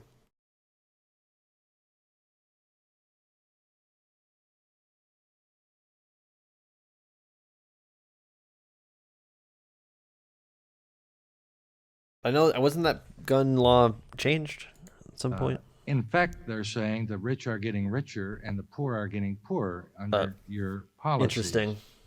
What relief can you offer to You would the never have working guessed poor, Reagan to would the have had a minorities, more and to the stricter women head of thing under his households administration who for have borne the guns? brunt of these economic programs? What can you offer them in the future in your next term? Well, some of those facts and figures just don't stand up. Yes, there has been an increase in poverty, but it is a lower rate of increase than it was in the preceding years before we got here. It has begun to decline, but it is still going up. On the other hand, women heads of household, single women heads of household, have for the first time, there's been a turn down in the rate of poverty for them. We have found also in our studies that in this increase in poverty, it all had to do with their private earnings. It had nothing to do with the transfer payments from government, by way of many programs. We are spending now 37% more on food for the hungry in all the various types of programs than was spent in 1980. We're spending a third more on all of the programs of human service. We have more people receiving food stamps than were ever receiving them before. 2,300,000 more are receiving them, even though we took 850,000 off the food stamp rolls because they were making an income that was above anything that warranted their fellow citizens having to support them. We found people making 185% of the poverty level were getting government benefits. Yeah, I heard about the Unabomber. Unabomber. Yeah, line at 130% so that we can direct that aid I got down to the alert earlier. the truly needy. Some time ago, Mr. Mondale, I remember reading about him education a while back at college at a museum or students of that something. kind. Half. Might have been at one out the of two of museum there full-time college in students the D.C. United that's States now are closed. receiving some form of federal aid. But there again, we found Because they had like a whole that there were, terrorist under the section. previous administration, families that had no limit to income were still eligible for low-interest college loans. We didn't think that was right. And so we have set a standard that those loans and those grants are directed to the people who otherwise could not go to college. Their family incomes were so low. So there are a host of other figures that reveal that the grant programs are you talking about greater Pell than they have Grants? ever Did I been, miss it? taking care of more people than they ever have. 7.7 million elderly citizens. I got some who are Pell living Grants, in the lowest 20% of earnings. which I'm hoping will be 7.7 million nuked. have moved up into another But bracket. it doesn't sound like it's since going to our happen. administration took over, leaving only 5 million of the elderly in that bracket when there had been more than 13 million. Mr. President, in a visit to Texas and Brownsville, I believe it was, in the Rio Grande Valley, you did observe that the economic recovery was uneven. In that particular area of Texas, unemployment was over 14%, whereas statewide, it was the lowest in the country, I believe 5.6%.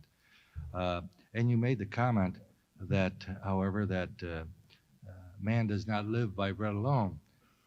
What did you mean by that comment? And if I interpret it correctly, it would be a comment more addressed to the affluent who obviously can look beyond just the bread they need to sustain them with their wherewithal. That had nothing to do with the other thing of talking about their needs or anything. I remember distinctly I was segueing into another subject. I was talking about the things that have been accomplished, and that was referring to the revival of patriotism and optimism, the new spirit that we're finding all over America. And it is a wonderful thing to see when you get out there among the people. So that was the only place that was used. I did avoid, I'm afraid in my previous answer also, the idea of uneven. Yes, There is no way that the recovery is even across the country. Just as in the depths of the recession, there were some parts of the country that were worse off, but some that didn't even feel the pain of the recession. We're not going to rest and not going to be happy until every person in this country who wants a job can have one, until the recovery is complete across the country. Mr. Mondale, as you can gather from the question of the President, the celebrated war on poverty obviously didn't end the problem of poverty, although it may have dented it. The poor and the homeless and the disadvantaged are still with us. What should the federal government's role be to turn back the growth in the number of people living below the poverty level, which is now 35 million in the United States, and to help deal with the structural unemployment problems? One, the poverty line, which is just a made-up thing to determine, who's in poverty, and usually I feel like is not high enough. The line, that is, it's just like 35 million people. 35 million in 84. The international standard is $1 a day. Is it? What the fuck? Yeah, good luck if you got $365 a year. Good luck. Reagan gets the softball questions. Maybe a little bit softer. To be fair, like my girl Diane Sawyer, she's been pretty hard on both of them, I think. That the President was referring to. Yeah, what's the poverty line right now? Let me look in the United States. Number one, what do they consider people in poverty? To get the interest rates down so the economy will grow and people will be employed. Number two, we have to work with cities and others to help generate economic growth it's bullshit. in those communities. $190 a day globally. Okay, I'm not gonna do the math, but it's still clearly not enough. Does anyone want to guess what the federal poverty level is for 2022 or 2023? They're all the same. For individuals. Does anyone want to guess? Just throw a number out there. 30K. And I mean, like, anything below the number you're suggesting is considered poverty. 30K, 35. What if I told you that it's half of that? What if I told you it's in 2023 income numbers for an individual for you to be considered in poverty is 14,580. 14,580. They were just talking about there being, for the poverty line for them back in 84 was 35 million people. I don't want to know how low the number is back then, but holy shit. But do we really believe that people are just doing good above 14,000? 14. It's in last year it was 13,590, so they raised it by about 100 or about 1,000. Sorry. For a family of 4, they're saying 30,000. That's considered poverty. I don't know about you, but even if I was making 40K, living by myself, I don't think I'd be living in Denver. That's for sure. I'd have a really rough time. I'm probably working 3 jobs. Because that's the thing. For people to make decent money, they're probably working 2-3 jobs. You know what I mean? That's why I feel like I hate the federal poverty level. I don't like it because it's bullshit. Yeah, 14,000's like you're pretty much homeless. I mean, you're got to be close to it. There's no housing that's cheap. I don't think anywhere. I think the average rent is like for a 1 bedroom or even like a studio, I think it's like $1,000, maybe more a month. So is that what they're accounting for? They're like, hey, you can maybe afford housing, and then if you just get a lot of coupons, maybe you can eat once a week. Crazy. Urban Development Action Grant Program. I don't mind those enterprise zones. Let's try them, but not as a substitute for the In others. Kentucky, Certainly, education comrade? and training is crucial. If these young Americans don't have the skills that make them attractive to employees, they're not going to get jobs. The next thing is to try to get more entrepreneurship and business within the region. Hey, but you got to live near Mitch McConnell, you know, so and that these that's businesses are located an L, you in know. the communities in which they're found. I've driven through The other Kentucky. thing is we need the business Looks nice. community as well as government heavily involved in these communities. Right here is to try to get 1,400 on economic average. growth. Let me look at what Denver's is. I there think is it's no probably question around the same, if not That more. the poor are worse off. Denver I think average. the president genuinely believes that they're better off. But the figures show that about 8 million more people are below the poverty line than 4 years ago.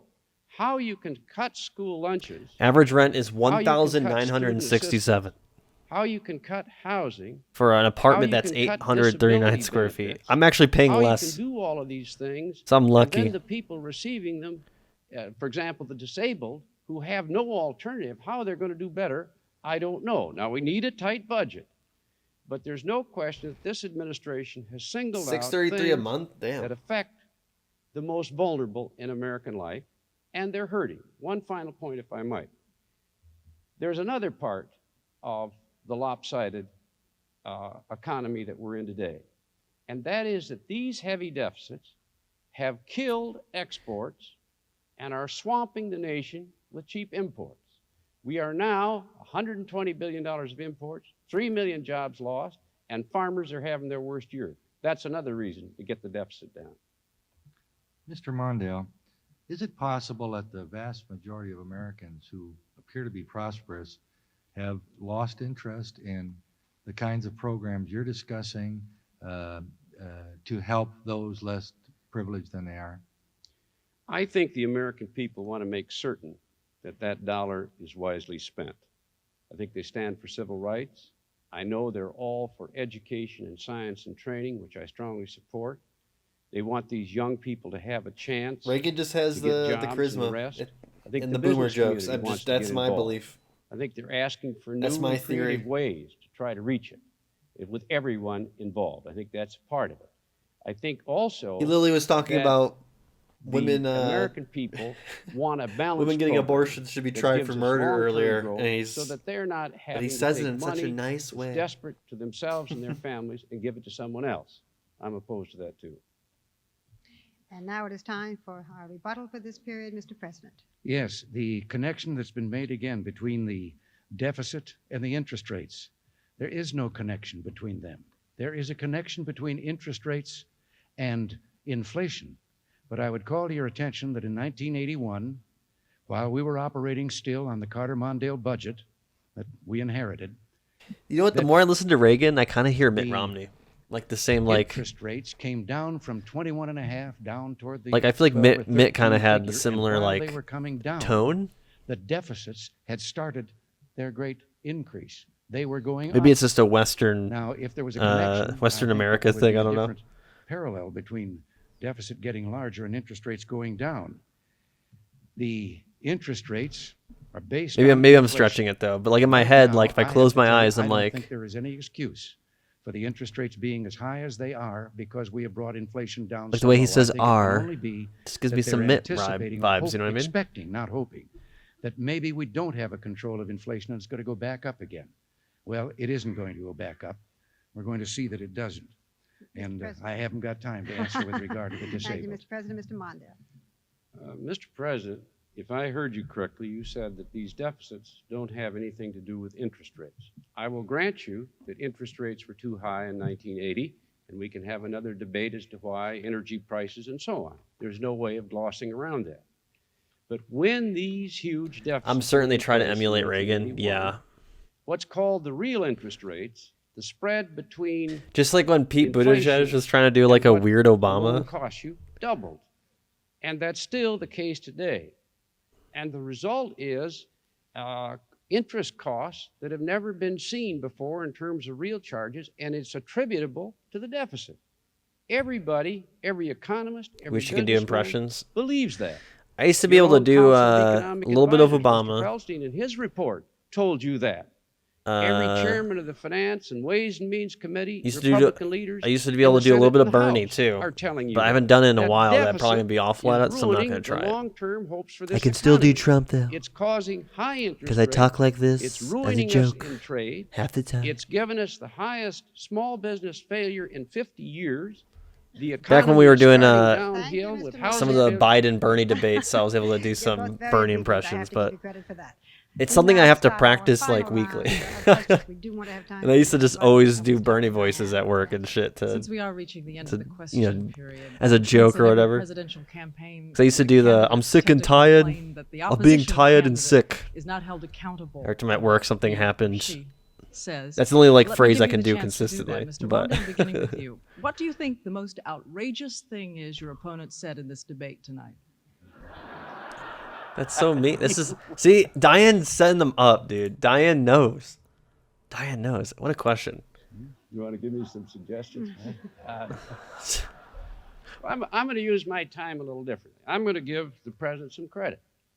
I think the president has done some things to raise the sense of spirit, morale, good feeling in this country, and he's entitled to credit for that. What I think we need, however, is not just that, but to move forward, not just congratulating ourselves, but challenging ourselves to get on with the business of dealing with America's problems. I think in education, when he lectured the country about the importance of discipline, All right. Do we want to do bets on whether or not Reagan follows in his footsteps of not picking a moment in the debate that you think was, full of shit? Do you think Mondale's too classy here? I think it was around the 70s when the classiness, I think, ended between, the presidents here. Except for I think the only exception I'm going to say is just because I know was Obama and McCain. I think Obama and McCain were the last two that they were cordial with each other. I'm not expecting the H.W. Bush to be nice or Bush to be nice or Clinton to be nice. I don't expect those to be nice. We obviously know the Trump and Hillary ones are not going to be nice. He's going to get wrecked, you think? What was the most outrageous debate moment? Was a question done in 2020. I know, I was saying this too, is that I think the panelists back then were less afraid of doing gotchas against both candidates. I wish they did that more. I don't think they do that as much anymore. We'll see as we get through it, but I don't remember there being as many gotcha moments. Maybe towards Trump. I can imagine that because, it's freaking Trump, so. Didn't like it at first, but I think it helped a little bit. But now we need both that kind of discipline and he's being so nice, and then, in 40 years or whatever, you'll have someone say, I think you belong in jail during a debate. Sources. Which is going to be ironic when he goes to jail, potentially. And the same guy's going to go to jail, that actually. allows this country to catch up in education and science and training. I like President Reagan. And this is not personal. There's a deep difference. I like President Reagan. You can't say that.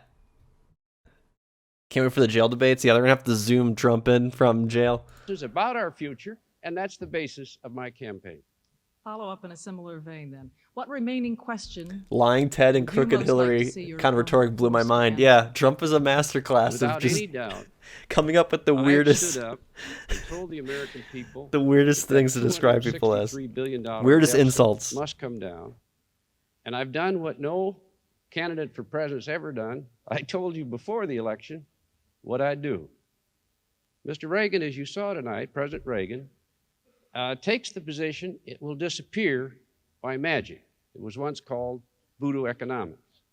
I wish the president would say, yes, the CBO is right. Yes, we have a $263 billion deficit. These sanctimonious. This is how I'm going to get it done. Don't talk about growth, because even though we need growth, that's not helping. It's going to go in the other direction, as they've estimated.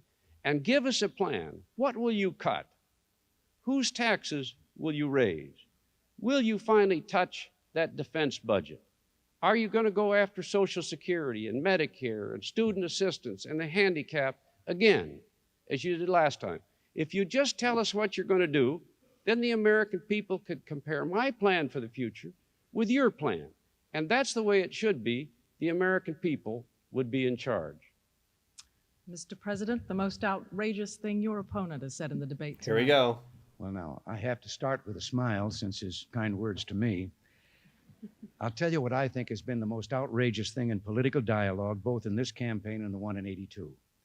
And that is the continued discussion and claim that somehow I am the villain who is going to pull the Social Security checks out from those you'll be a people who are villain, though. dependent on them. You already Why are I one, think it bud. is outrageous. First of all, it isn't true. But why it is outrageous is because for political advantage, every time they do that, they scare millions of senior citizens who are totally dependent on Social Security, have no place else to turn, and they have to live and go to bed at night thinking, is this true? Is someone going to take our check away from us and leave us destitute? And I don't think that that should be a part of political dialogue. Now, I just have a minute here? You have more time. You can keep going. Okay, all right. Now, See right there. Social Security. Right there. Let's lay it to He probably rest gets like once 10 and for all. voters every time he does I told that. you never would I do such a thing. But I tell you also now, Social Security has nothing Someone's to like, do well, with the deficit. I don't Social agree with Security everything is he totally said tonight, funded but by the payroll tax he's levied just, on employer and employee. he has so much If you charisma, reduce the outgo so of much Social charm. Security, that money would not go into the general fund to reduce a I deficit. think I'm going to vote It for would Reagan go into again. the Social Security Trust Fund. So Social Security has nothing to do with balancing a budget or erasing or lowering the deficit. Now, again, to get to whether I'm depending on magic, I think I have talked in straight Reagan economic magic. terms about a program of recovery that I was told wouldn't work. And then after it worked, I was told that lowering taxes would increase inflation. And none of these things happened. It is working, and we're going to continue on that same line. As to what we might do and find in further savings cuts, no, we're not going to starve the hungry. But we have 2,478 specific recommendations from a commission of more than 2,000 business people in this country. Think about through the old Grace people. Commission that we're studying right now. and Think we've about the already old people. implemented 17% of them that are recommendations as to how to make government more efficient, more economic. And to keep it even, what remaining question would you most like to see your opponent forced to answer? Forced answer. The morale is high. I think the people should understand that 2/3 of the defense budget pays for pay and salary, or pay and pension. And then you add I don't to believe that that shit. food and wardrobe and all the other things, and you only have a small portion. I going don't for believe that weapons. shit. But I am determined that Or if I ever do, they're called on, they That should explains have why it the raises best that we like can by provide 10 billion every year. in the manner of tools and weapons.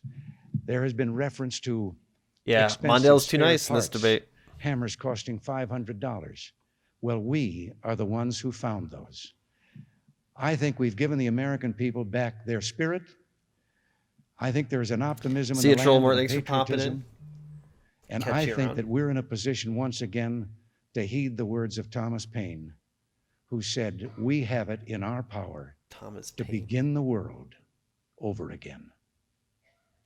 Thank you, Mr. Reagan. Mr. Mondale, the He has closing that voice words that are you now hear in yours. like every commercial. I want to thank the League of Women Voters and the City of Louisville for hosting this evening's debate. Let's go Cardinals. I want to thank President Reagan for agreeing to debate.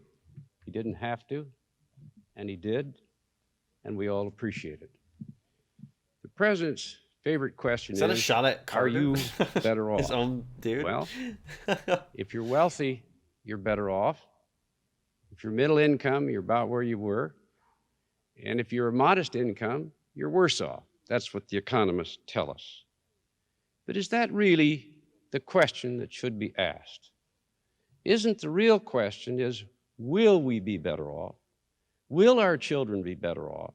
No, Are we they building won't be. the future that this nation needs? No. I believe that if we ask those questions that bear on our future, not just congratulate ourselves, but challenge us to solve those problems, you'll see that we need new leadership. Are we better off with this arms race? Will we be better off if we start this Star Wars escalation into the heavens? Are we better off when we de-emphasize our values and human rights? Are we better off when we load our children with this fantastic debt? Would fathers and mothers feel proud of themselves? He's talking about a different debt, but I just think of college their debt. children with debts like this nation is now, over $1 trillion on the shoulders of our children? Can we really say that we will be better off when we pull away from sort of that basic American instinct of decency and fairness?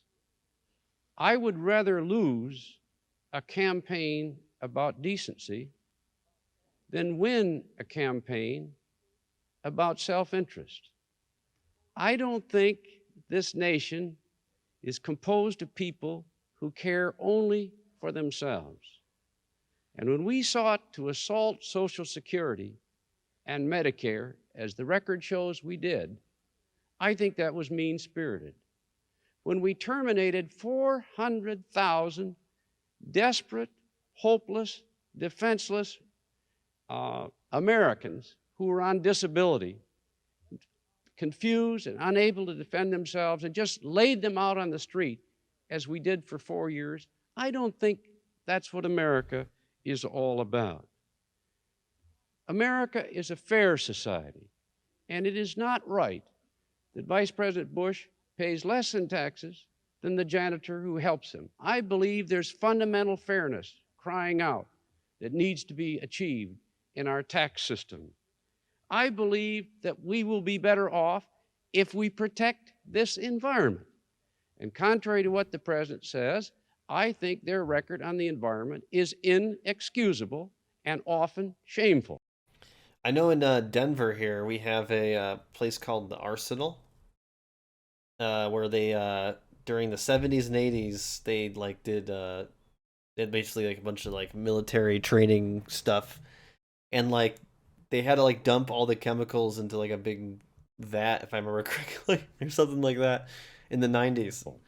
These laws are not being enforced, have not been enforced, and the public health and the air and the water you can drive on it now and see paying bison, though. the price. It's pretty cool. That's not fair for our future. I think our future requires a president to lead us in an all-out search to advance our education, our learning, and our science and training, because this world is more complex and we're being pressed harder all the time. I believe in opening doors. We won the Olympics in part because we've had civil rights laws and the laws that prohibit discrimination against women. I have been for those efforts all my life. The President's record is quite different. The question is our future. President Kennedy once said, in response to similar arguments, "We are great, but we can be greater. We can be better. Make America great again. If we face our future, rejoice in our strengths, do it, face our problems, and by solving them, build a better society for our children." Thank you. Thank you, Mr. Mondale. Please. We have not finished quite yet. Thank you, Mr. Mondale, and thank you, Mr. President, and our thanks to our panel members as well. And so we bring to a close this first of the League But you just said we're not done Women yet. Voters presidential debates of 1984. You two can go at each other again in the final league debate on October 21st in Kansas City, Missouri, and this Thursday night, October 11th at 9 p.m. Eastern Daylight Time, the Vice President George Bush will debate Congresswoman Geraldine Ferraro in Philadelphia. And I hope that you will all watch once again. No matter what the format is, these debates are very important. We all have an extremely vital decision to make. Once more, gentlemen, our thanks. So this one was economy and domestic policy, and she mentioned that the next one's going to be more international. So that'll be interesting. Because, yeah, Reagan definitely was not afraid to be a war hawk. Let's be frank. Wishing you a good evening. All right, GG in that one.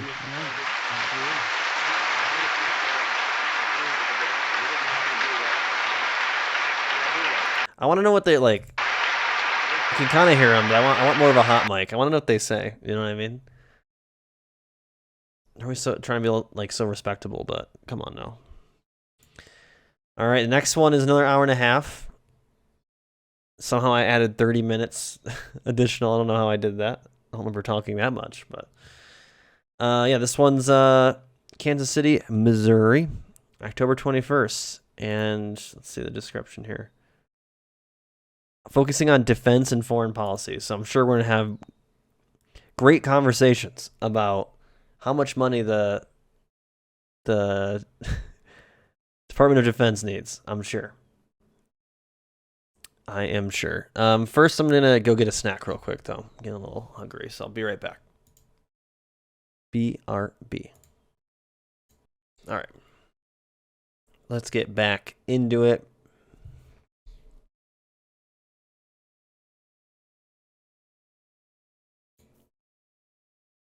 All right, here we go. Next one.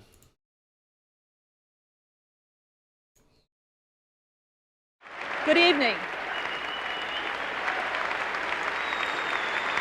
Sounds like a full house. Good evening from the Municipal Auditorium in Kansas City. I am Dorothy Ridings, the President of the League of Women Voters, the sponsor of this final presidential debate of the 1984 campaign between Republican Ronald Reagan and Democrat Walter Mondale.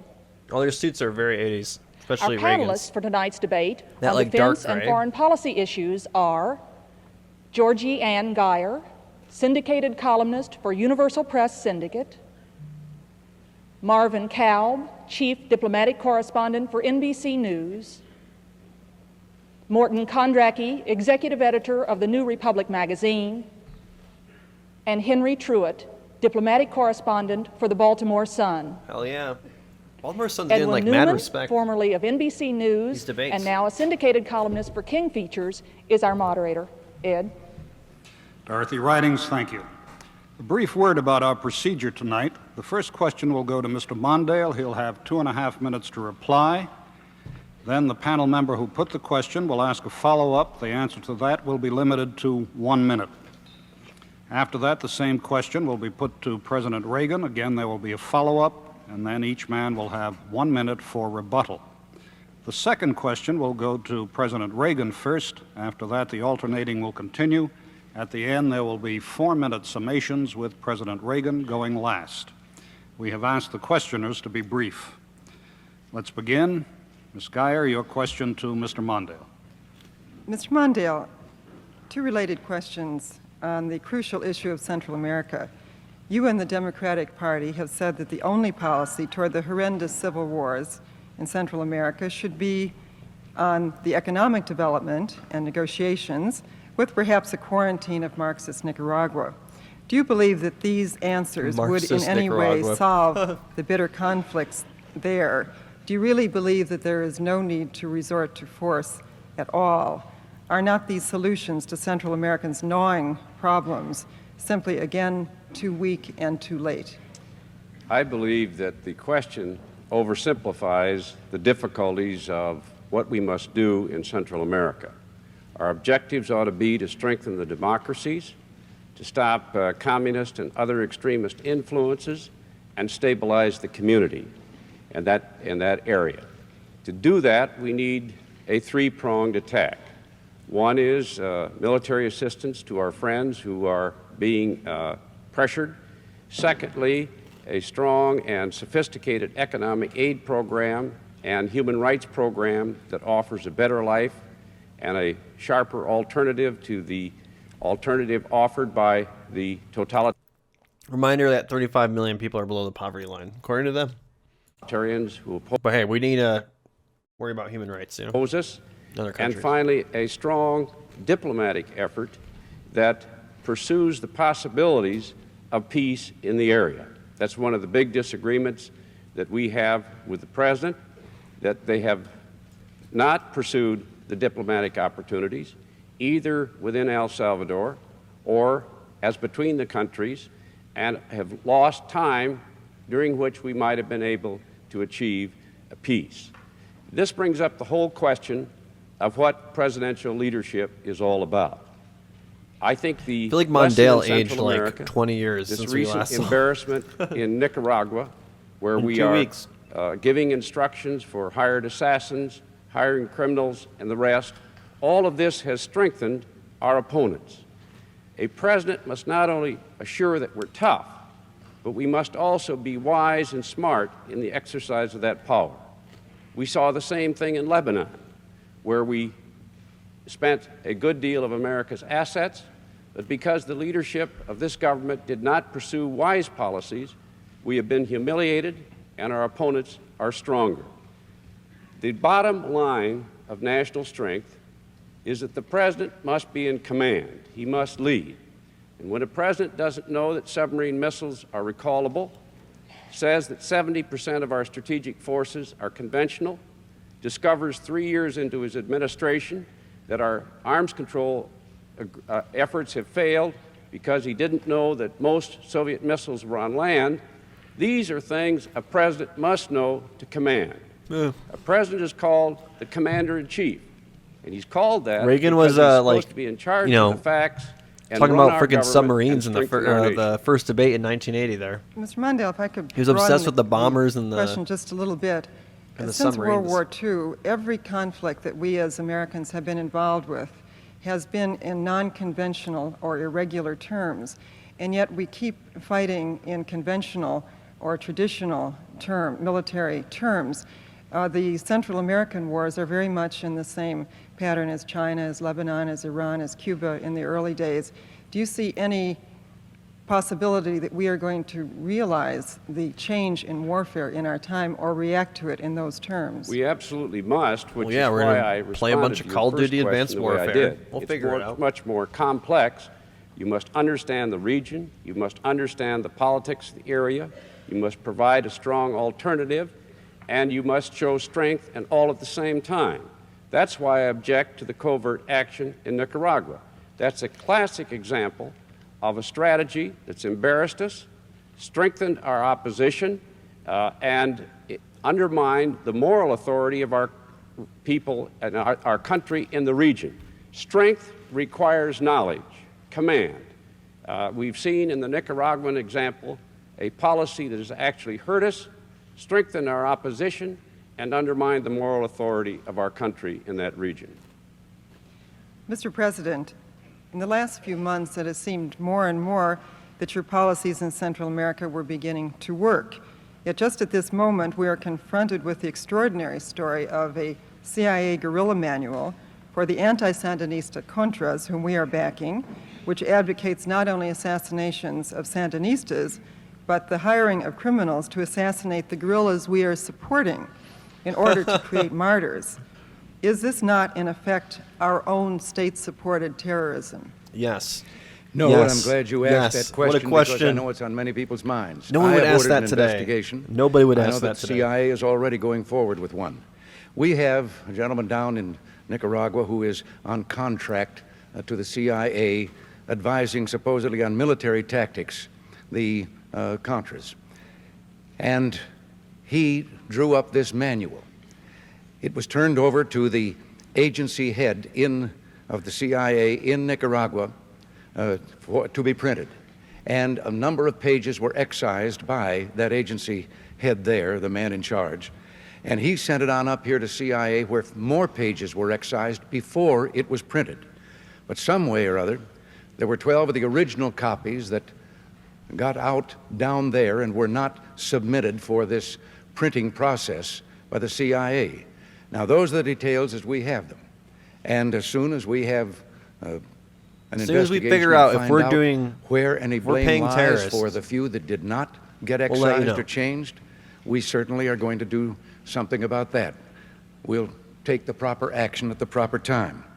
I was very interested to hear about Central America and our process down there, and I thought for a moment that instead of a debate, I was going to find Mr. Mondale in complete agreement with what we're doing, because the plan that he has outlined is the one we've been following for quite some time, including diplomatic processes throughout Central America and working closely with the Contadora group.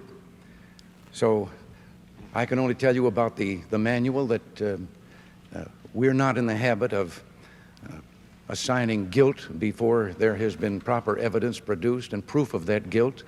But if guilt is established, whoever is guilty, we will treat with that situation then, and they will be removed.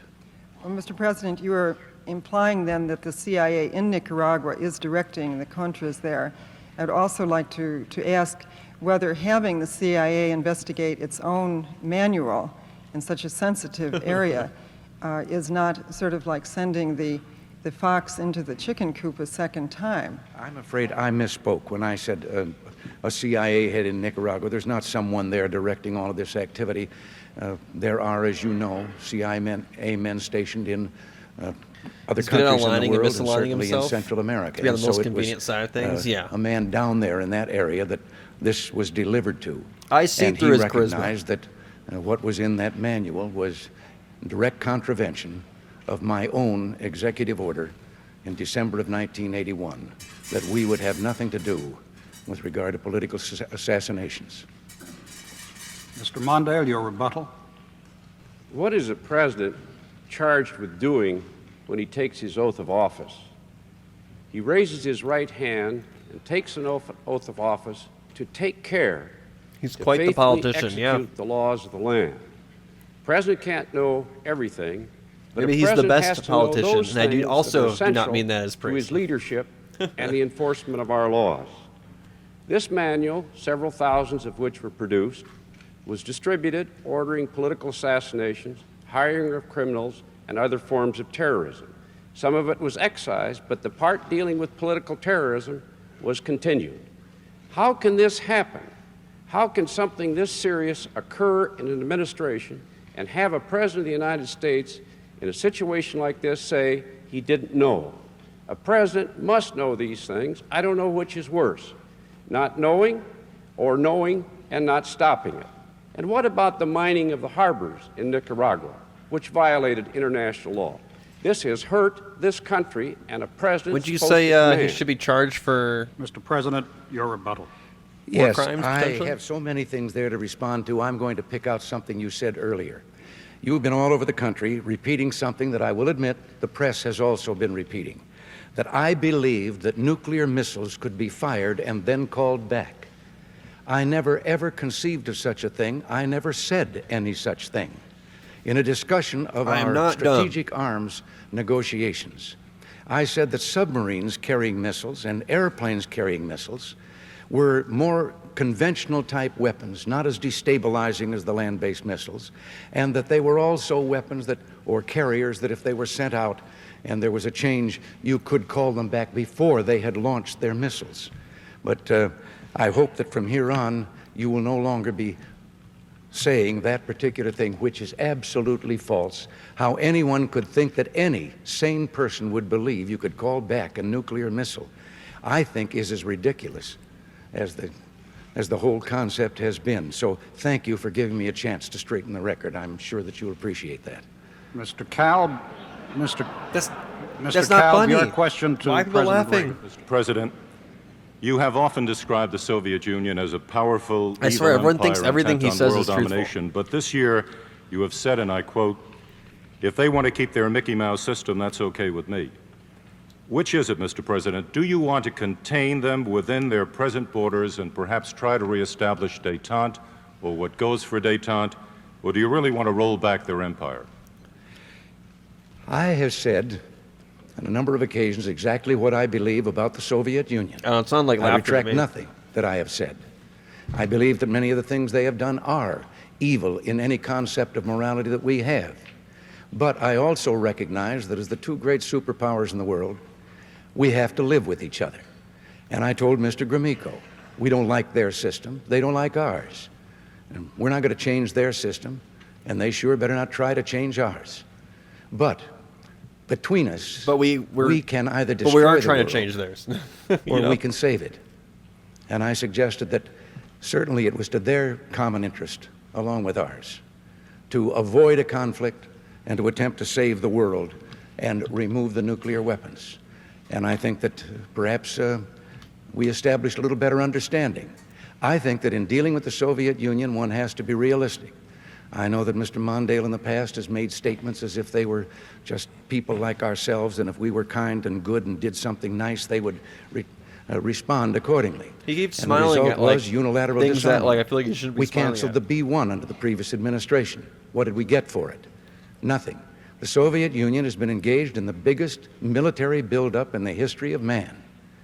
At the same time that we tried the policy of unilateral disarmament, of weakness, if you will. And now we are putting up a defense of our own, and I've made it very plain to them. We seek no superiority. We simply are going to provide a deterrent so that it will be too costly for them if they are nursing any ideas of aggression against us. Now, they claim they're not, and I made it plain to them, we're not. But there's in been an no arms change race, in my either attitude you're at all. I just thought when I came into office it was time that either there you're was some trying to get rid of the realistic missiles, talk or you're making to new and ones. You about know what I mean? Like there really the is Soviet no. Union.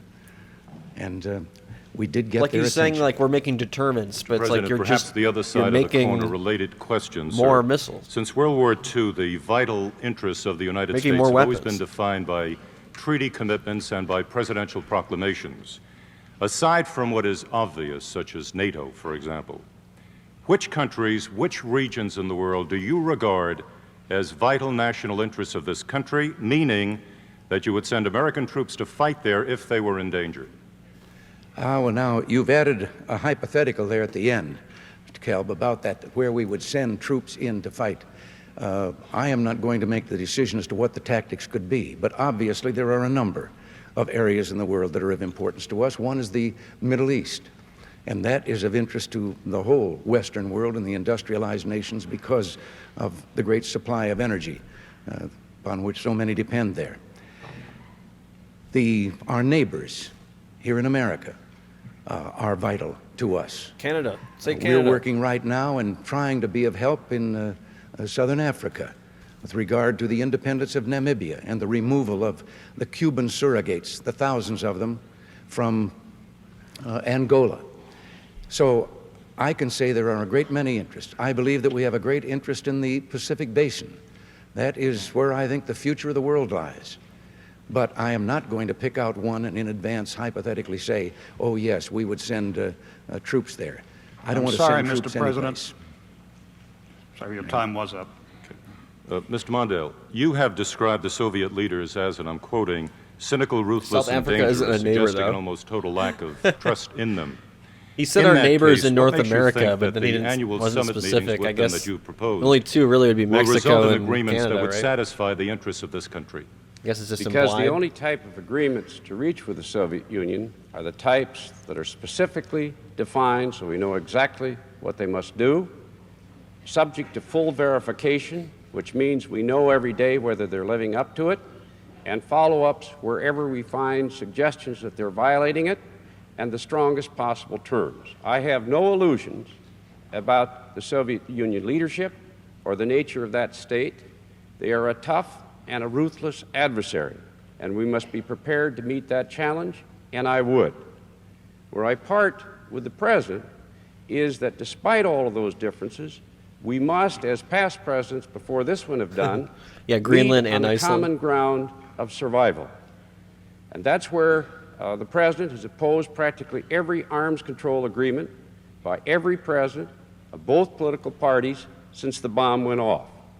And he now completes this term with no progress toward arms control at all, but with a very dangerous arms race underway instead. There are now over 2,000 more warheads pointed at us today than there were when he was sworn in, and that does not strengthen us. We must be very, very realistic in the nature of that leadership, but we must grind away and talk to find ways to reducing these differences, particularly where arms races are concerned and other dangerous exercises of Soviet power. There will be no unilateral disarmament under my administration. I will keep this nation strong. I understand exactly what the Soviets are up to, but that, too, is a part of national strength. To do that, a president must know what is essential to command and to leadership and to strength. And that's where the president's failure to master, in my opinion, the essential elements of arms control has cost us dearly. These 4 years, 3 years into this administration, he said he just discovered that most Soviet missiles are on land, and that's why his If it was proposal didn't 1960, work. they probably would have said, yeah, we'd put I invite U.S. the troops American in people Cuba. tomorrow, because I will issue the statement, quoting President Reagan. I mean, there was the Bay of Pigs, He said exactly remember? what I said he said. He said that these missiles were less dangerous than ballistic missiles because you could fire them and you could recall them if you decided there had been a miscalculation. I'm sorry, a president Mr. must know those things.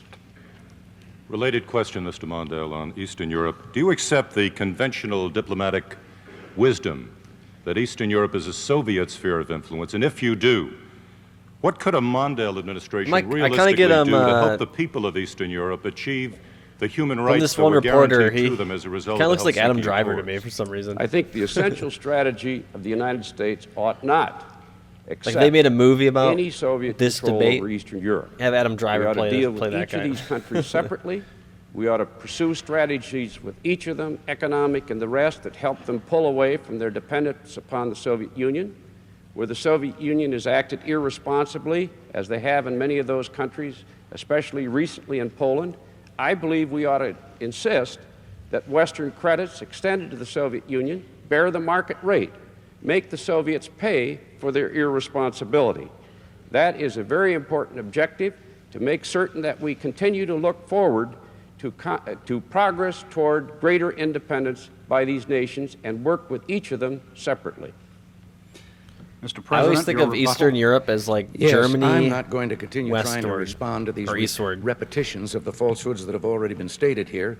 But with regard to whether Mr. Mondale But yeah, would there's- be especially strong as he in said the he 80s, would be, there's so many I know that he has a commercial out where he is appearing on the countries deck there of the and Nimitz and territories. watching the F-14s take off, and that's an image of strength.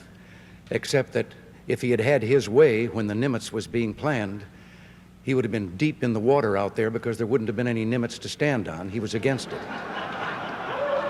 He was against the F-14 fighter. He was against the M1 tank. He was against the B-1 bomber. He wanted to cut the salary of all of the military. He wanted to bring home half of the American forces in Europe. And he has a record of weakness with regard to our national defense that is second to none. Indeed, he was on that side virtually throughout all his years in the Senate, and he opposed even President Carter when, toward the end of his term, President Carter wanted to increase the defense budget. Mr. Mondale, your rebuttal. Mr. President, I accept your commitment to peace. Who are these people But in the I crowd? I want want you to to know. accept my commitment to a If I was just a strong woman of national voters, defense. they're clearly bringing other people. I have proposed a budget which would increase our nation's strength in real terms by double that of the Soviet Union. I'll tell you where we disagree. It is true, over 10 years ago, I voted to delay production of the F-14, and I'll tell you why. The plane wasn't flying the way it was supposed to be. It was a waste of money. Your definition of national strength is to throw money at the Defense Department. My definition of national strength is to make certain that a dollar spent buys us a dollar's worth of defense. There's a big difference between the two of us. A president must manage that budget. I will keep us strong, but you'll not do that unless you command that budget and make certain we get the strength that we need. When you pay $500 for a $5 hammer, you're not buying strength. I would ask the audience not to $500 applaud. for a All it does $5 is take hammer. up time that we would like to devote to the debate. Mr. Kondracki, a question to Mr. Mondale. Mr. Mondale, in an address earlier this year, you said that before this country resorts to military force, and I'm quoting, American interests should be sharply defined, publicly supported, congressionally sanctioned, militarily feasible, internationally defensible, open to independent scrutiny, and alert to regional history. Now, aren't you setting up such a gauntlet of tests here that adversaries could easily suspect that as president you would never use force to protect American interests? No, as a matter of fact, I believe every one of those standards is essential to the exercise of power by this country. And we can see that in both Lebanon and in Central America. In Lebanon, this president exercised American power, all right, but the management of it was such that our Marines were killed. We had to leave in humiliation. The Soviet Union became stronger. Terrorists became emboldened. And it was because they did not think through how power should be exercised, did not have the American public with them on a plan that worked, that we ended up the way we did. Similarly, in Central America, what we're doing in Nicaragua with this covert war, which the Congress, including many Republicans, have tried to stop, is finally end up with a public definition of American power that hurts us, where we get associated with political assassins and the rest. We have to decline for the first time in modern history jurisdiction of the World Court because they'll find us guilty of illegal actions, and our enemies are strengthened from all of this. We need to be strong. We need to be prepared to use that strength. It was Israel's 1982 invasion of Lebanon. We must understand that we are a democracy.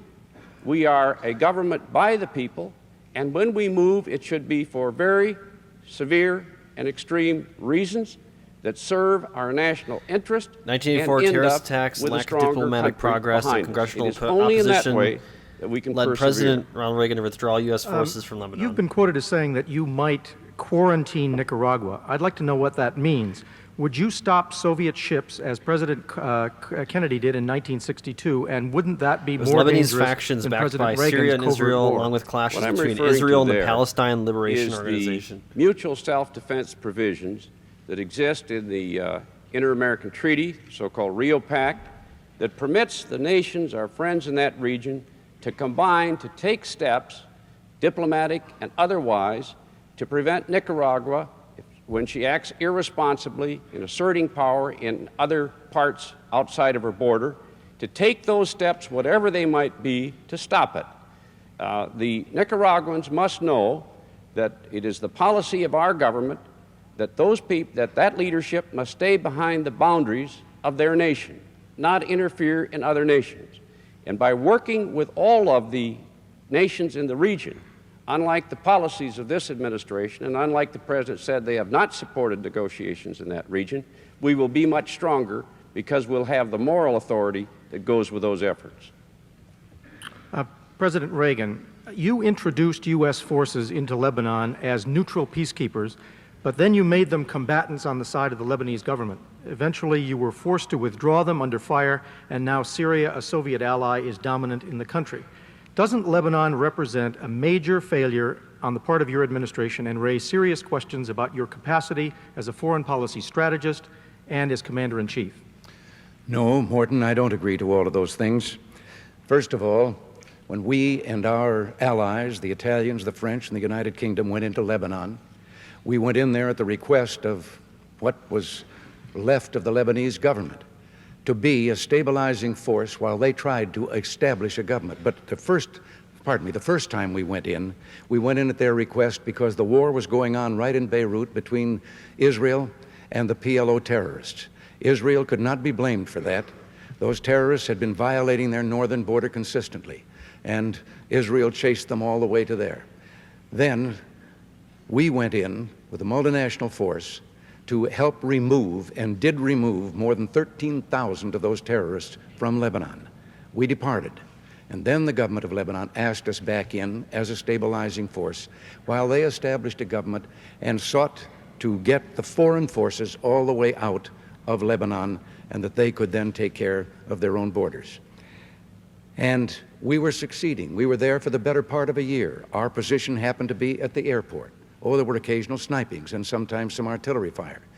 But we did not engage in conflict that was out of line with our mission. I will never send troops anywhere on a mission of that kind without telling them that if somebody shoots at them, they can darn well shoot back. And this is what we did. We never initiated any kind of action. We defended ourselves there.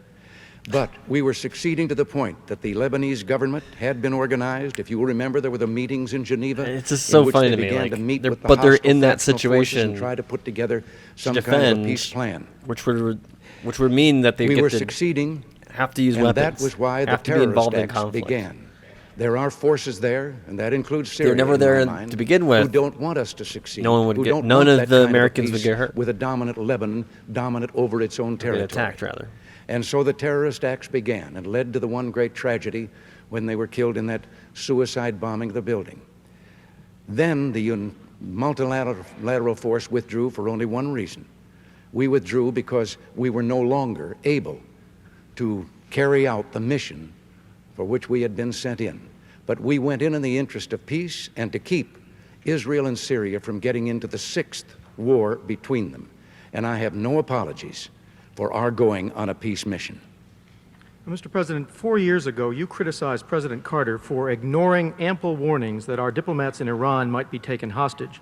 Haven't you done exactly the same thing in Lebanon, not once, but 3 times, with 300 Americans not hostages but dead?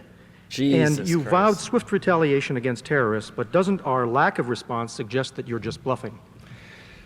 Morton, no. Damn. I think there's a great difference between the government of Iran threatening our diplomatic personnel, and there is a government that you can see and can put your hand on. In the terrorist situation, there are terrorist factions all over. In a recent 30-day period, 37 terrorist acts in 20 countries have been committed. What a lame excuse. The most recent has been the one in Brighton. Supposedly the most In dealing powerful with military in the world, terrorists, and they can't we figure want to out. retaliate, but only if we can put our finger on the people responsible and not endanger the lives of innocent civilians there in the various communities and in the city of Beirut where these terrorists are operating. I have just signed legislation to add to our ability to deal, along with our allies, with this terrorist problem. And it's going to take all the nations together, just as when we banded together, we pretty much resolved the whole problem of skyjackings some time ago. Well, I mean, did you solve that? the red light went on. I could have gone on forever. Mr. Mondale, your rebuttal. Definitely did not solve that or the terrorist problem. Groucho Marx said, "Who do you believe? War on terror, me baby. or your own eyes?" That's all I heard growing what up. we have in Lebanon is something that the American people have seen. The Joint Chiefs urged the President not to put our troops in that barracks because they were undefensible. They went to him 5 days before they were killed and said, please take them out of there. The Secretary of State admitted that this morning. He did not do so.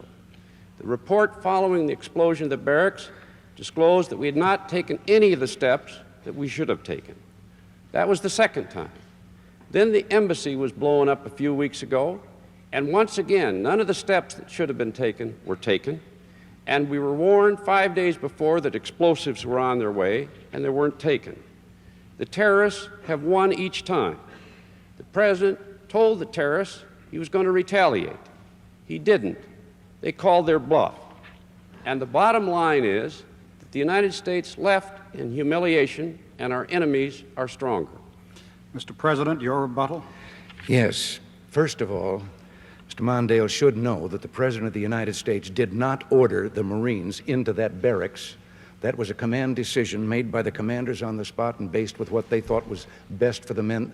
But you keep, I think last debate you were talking about having a commander-in-chief, or Mondale's criticizing them of that. I don't remember which, but it's like if that is the idea, that you're the one in charge at the end of the day, like you can't blame a general for this. There. That is one. And the other things that you've just said about the terrorist, I'm tempted to ask you what you would do. These are unidentified people, and after the bomb goes off, they're blown to bits because they are suicidal individuals who think that they're going to go to paradise if they perpetrate such an act and lose their life in doing it.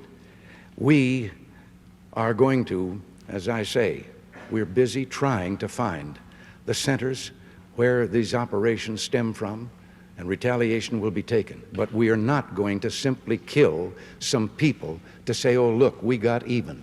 We want to know when we retaliate that we're retaliating with those who are responsible for the terrorist acts. And terrorist acts are such that our own United States Capitol in Washington has been bombed twice. Mr. Truitt, your question to President Reagan. Mr. President, I want to raise an issue that I think has been lurking out there for 2 or 3 weeks and cast it specifically in national I've heard of this security guy's terms. name, Henry Truitt. You already are the oldest president in history, and some of your staff What's say up, you Odin? retired after your most recent encounter with Mr. Has been a minute. Mr. Mondale. Welcome back. I recall yet that President Kennedy had to go for days on end with very little sleep during the Cuba Missile Crisis. Is there any doubt in your mind that you would be able to function in such circumstances? Yeah, I agree, Not at Ryan. all. Mr. Truitt, and How's it I going as want well? you to know that also I will not make age an issue of this campaign. I am not going to exploit for political purposes my opponent's youth and inexperience.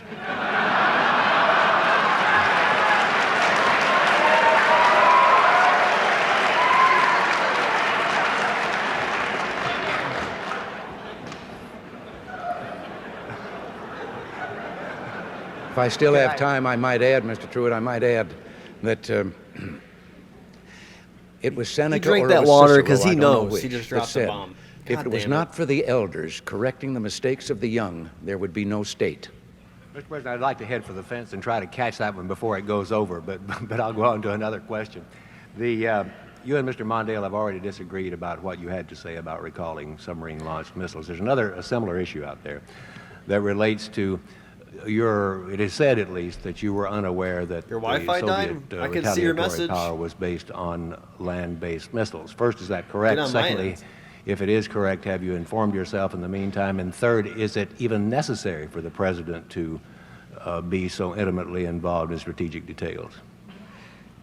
Yes, this had to do with our disarmament talks. You just missed and the whole controversy about Reagan land doing a missiles joke came again. up because we He thought gets like one or that two really strategic good, nuclear weapons, the most really destabilizing good of the land-based, jokes push a thumb and on a button debates. and somebody blows Makes up the 20 crowd go minutes later. wild.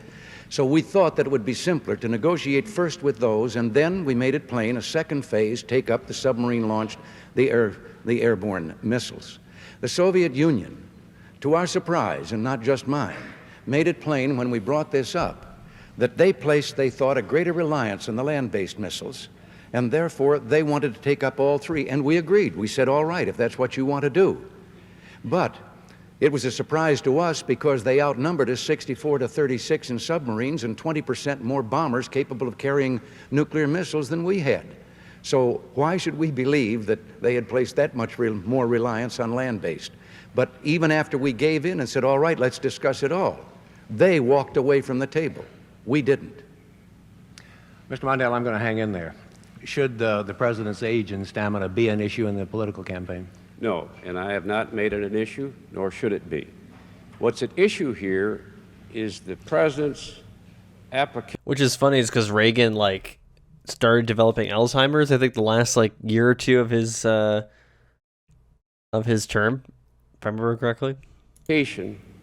Of his authority to understand what a president must know to lead this nation. They tried to hide it secure real hard, our yeah. defense, and make the decisions and the judgments that are necessary. A minute ago, the president quoted Cicero, I believe. I want to quote somebody a little closer at home, Harry Truman. He said, "The buck stops here." We just heard the president's answer for the... That is not Truman. That is Joseph Robinette Biden you're quoting, sir. The buck stops with me. problems at the barracks in Lebanon where 241 Marines were killed. What happened? First, the Joint Chiefs of Staff went to the president and said, don't put those troops there. They did it. And then 5 days before the troops were killed, they went back to the president through the Secretary of Defense and said, please, Mr. President, take those troops out of there because we can't defend them. They didn't do it. And we know what happened. After that, once again, our embassy was exploded. This is the fourth time this has happened, an identical attack in the same region, despite warnings, even public warnings from the terrorists. Who's in charge?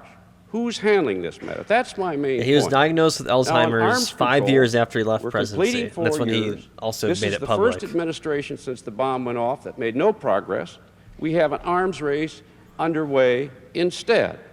A president has to lead But doesn't his mean he government, potentially or didn't have it won't be done. difficulties with Different it during people with his different views fight with each other. during For his 3.5 term. years, this administration avoided arms control, resisted tabling. Some people are arms saying it's, control proposals unproven, that had but any hope of agreeing.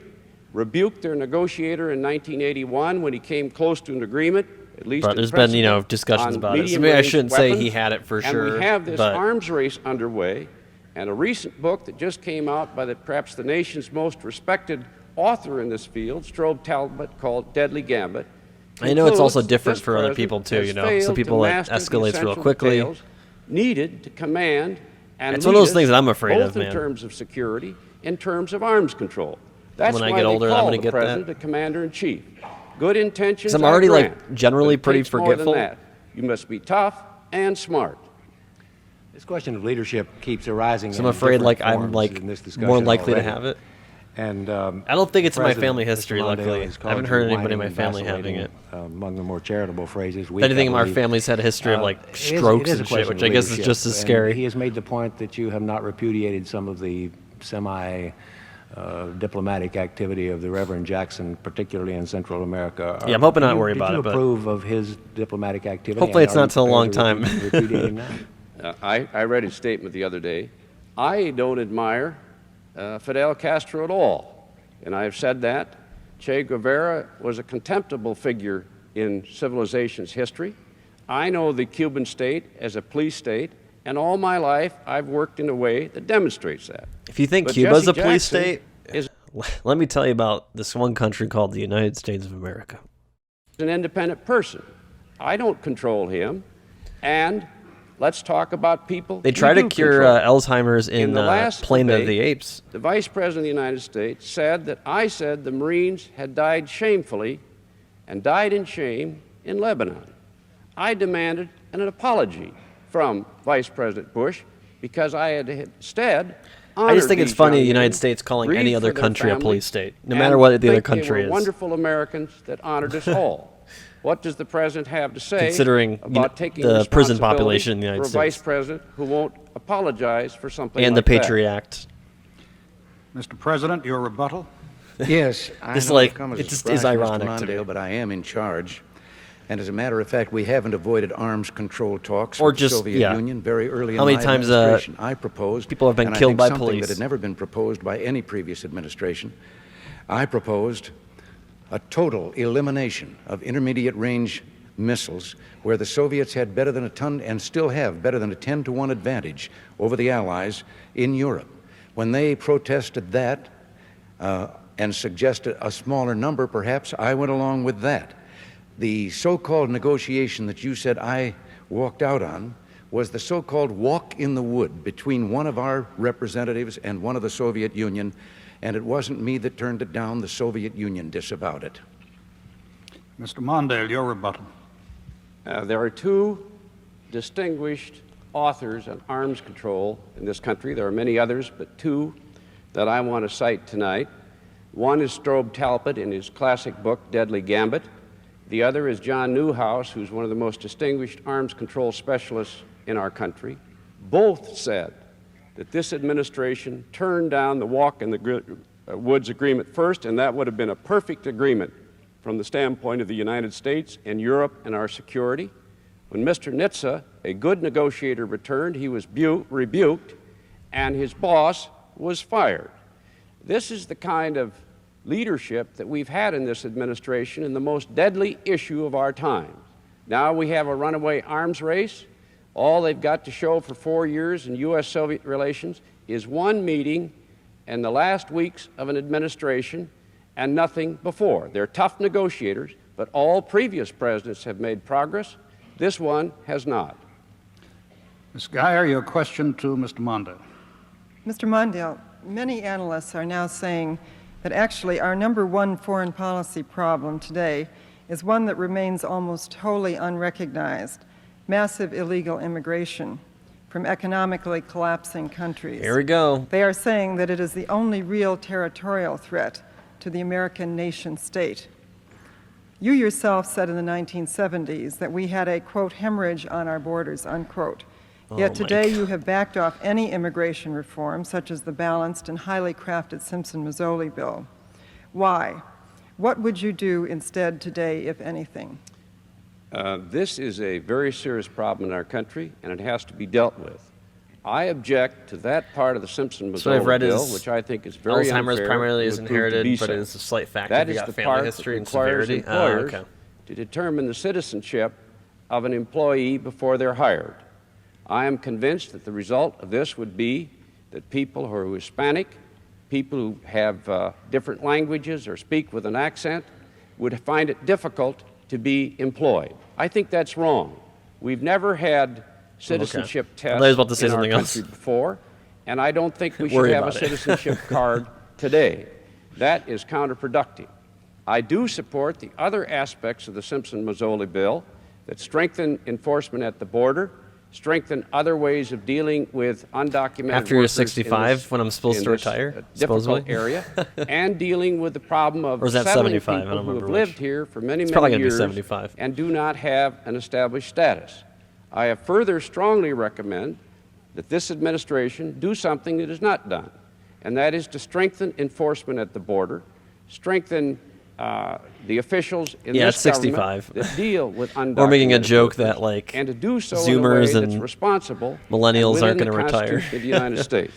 We need an answer to this problem, but it must be an American answer that is consistent with justice and due process.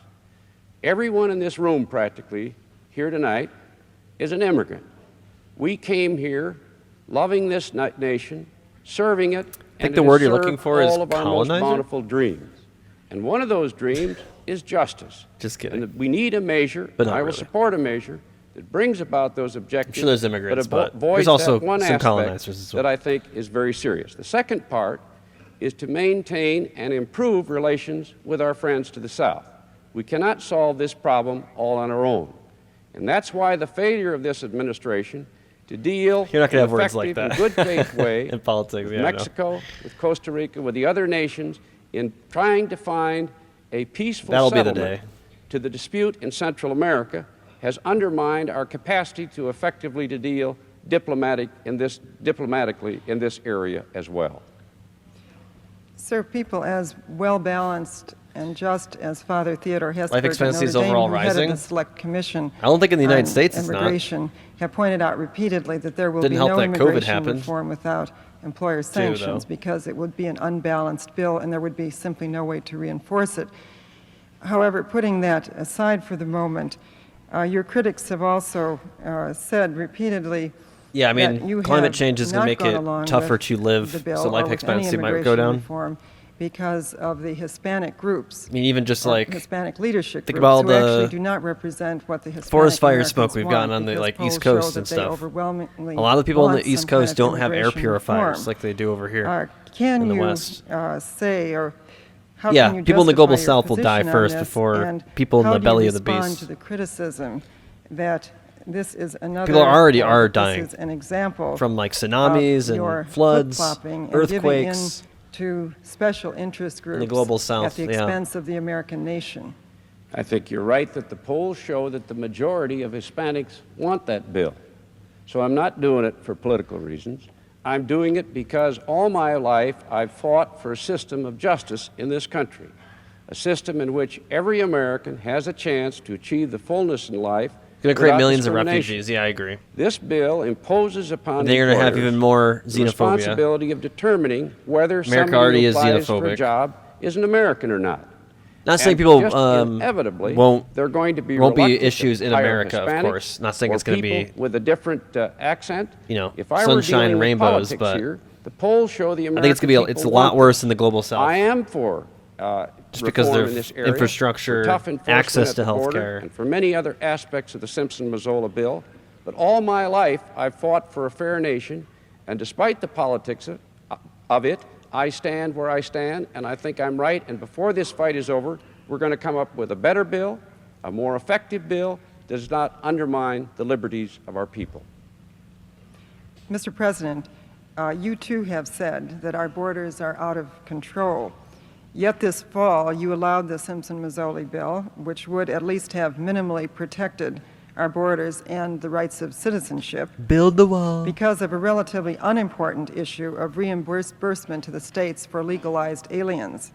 Given that, may I ask what priority can we expect you to give this forgotten national security element 77 is a good number. That's pretty sad when we retire at 65. You get like maybe 10 years. The United States. You work for Jan, we like 50 years, so you get 10 off. The Simpson-Mazzoli bill strongly, and the bill that came out of the Senate. No way. However, there were things added in the House side that we felt made it less of a good bill. As a matter of fact, made it a bad bill. And in conference, we stayed with them in conference. I wish we didn't have to all work, the way you know? to where even Senator Simpson did not want the bill in the manner in which it would come out of the conference committee. There were a number of things we at the very least weakened that bill. I can't go into detail at the very about least them here. Need but it is true our borders are out of week. control. It is also true that this has been a situation on our borders back through a number of administrations. And if we're going to be doing the capitalism thing, we got to. I believe in the idea of amnesty for those who have put down roots and who have lived here 30 hours a week. Some time back, they may have entered illegally. With regard to the employer sanctions, this I mean, there's always going to be work, but there's a difference between not only to ensure that we're going to get into it's a whole other identify conversation, the but illegal aliens. There's a difference also, between while some keep protesting about what under capitalism, if you don't go to work, you die there is because another you won't have shelter, you can't that pay we for shouldn't food. be so concerned about. And these are employers could down still- through the years who have encouraged Ideally, the in my illegal world, entry into this country my perfect because they commune then hire is that these individuals we all work together and hire them at starvation on the things that we wages actually need to and work with on. none of the benefits that we think are normal And you're not natural working for workers in our food country. in the sense of and like, the individuals can't complain. hey, if you don't do your because of job, their you don't get illegal food status. We or don't think shelter. that those people should be allowed to continue operating free. And this was why the provisions that we had in with like honestly, the episode of The Last of Us, the HBO The Last of Us, not the game. There's one episode where they go to like a commune and they make a joke, and like before they made the joke that like, oh, we're communists. It's not really a spoiler because it's in the game too, but it's not as broad. They just make a joke that we're communists, and like they're like shocked. Like before they even came up, I was telling my partner, I'm like, I don't know. There's like this looks like a commune. I think this place is based. And then they said it. They confirmed it. with regard to sanctions. That's pretty damn close in terms of like something I've seen in a movie, a more popular thing of like what a commune could look like.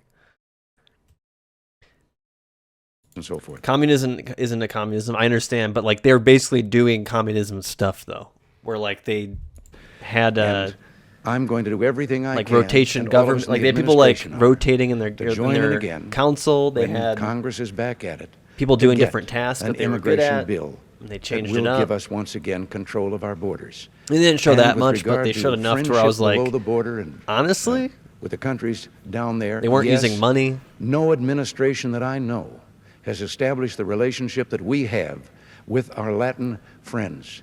But as long as they have an economy, But ideally, it would be that cool to just leaves build so a many fort with people your in dire poverty friends and you know what I mean? unemployment, they are going to seek that employment across our borders, and we work with Hard to use those money other when countries.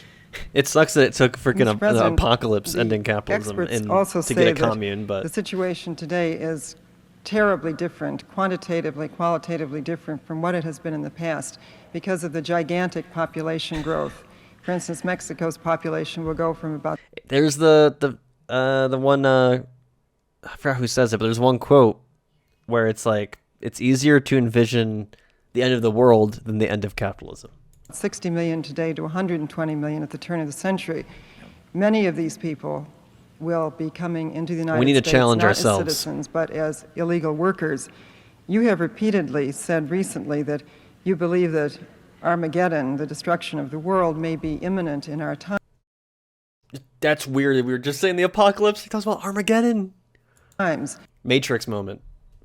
You ever get those moments where you're like, oh my God, we're in a simulation. The code broke. Do you ever feel that we are in for an Armageddon or a situation, a time of anarchy regarding hell yeah. population explosion in the world?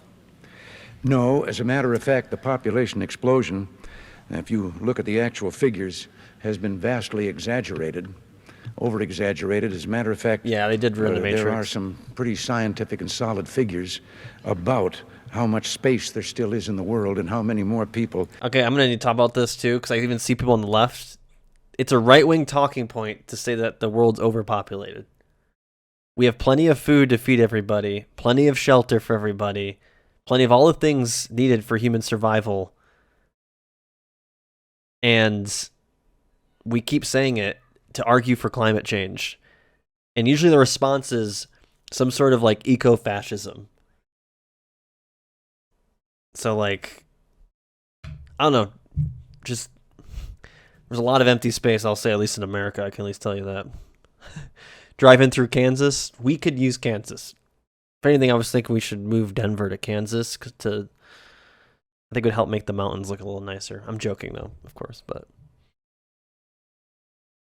yeah, resource distribution is not overpopulation. Yeah, mostly it comes from right wingers, and they always advocate for like some sort of, I don't know, just like first they'll tell you like, why aren't people having kids anymore? Then they'll also be like, we have an overpopulation. That's what's causing climate change, not the oil companies. And it's like, come on. We can have, it's almost like going back to the Malthusian theory, when even then they were saying that everyone would starve. Of oil and gas executives. The limited population they had then. But the problem of population growth is one here with regard to our immigration. And we have been the safety valve, whether we wanted to or not, with the illegal entry here in Mexico, where their population is increasing and they don't have an economy that can absorb them and provide the jobs. And this is what we're trying to work out, not only to protect our own so he's not talking about borders, from a climate but to have change some perspective, kind of fairness but and my point still recognition stands. of that problem. Mr. Mondale, your rebuttal. I want to see what's on their notes. One of the biggest problems every time I see them taking notes, I want to know what's on them. Is that the countries to our south are so desperately poor that these people who will almost lose their lives if they don't come north despite all the risks. And if we're going to find a permanent, fundamental answer to this, it goes to American economic and trade policies that permit these nations to have a chance to get on their own 2 feet and to get prosperity so that they can have jobs for themselves and their people. And that's why this enormous national debt engineered by this administration is harming these countries and fueling this immigration. I'm so sick of hearing about the debt, rates, man. Real rates that have doubled under this administration. The debt. Have had the same effect on Mexico. Take a shot every time the debt is mentioned. And the cost of repaying those debts is so enormous that it results in massive unemployment, hardship, and heartache. And that drives our friends to the north, to the south, up into our region, and we need to end those deficits as well. Mr. President, your rebuttal. Well, my rebuttal is I've heard the national debt blamed for a lot of things, but not for illegal immigration across our border, and it has nothing to do with it.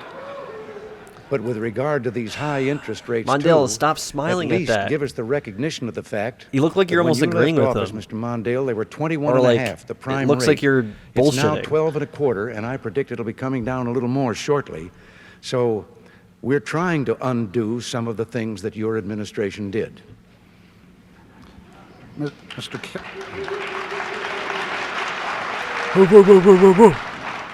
No applause, please. Mr. Kalb, your question to President No Reagan. applause. Mr. President, I'd like to pick up this Armageddon theme. You've been quoted as saying that you do believe deep down that we are heading for some kind of biblical Armageddon.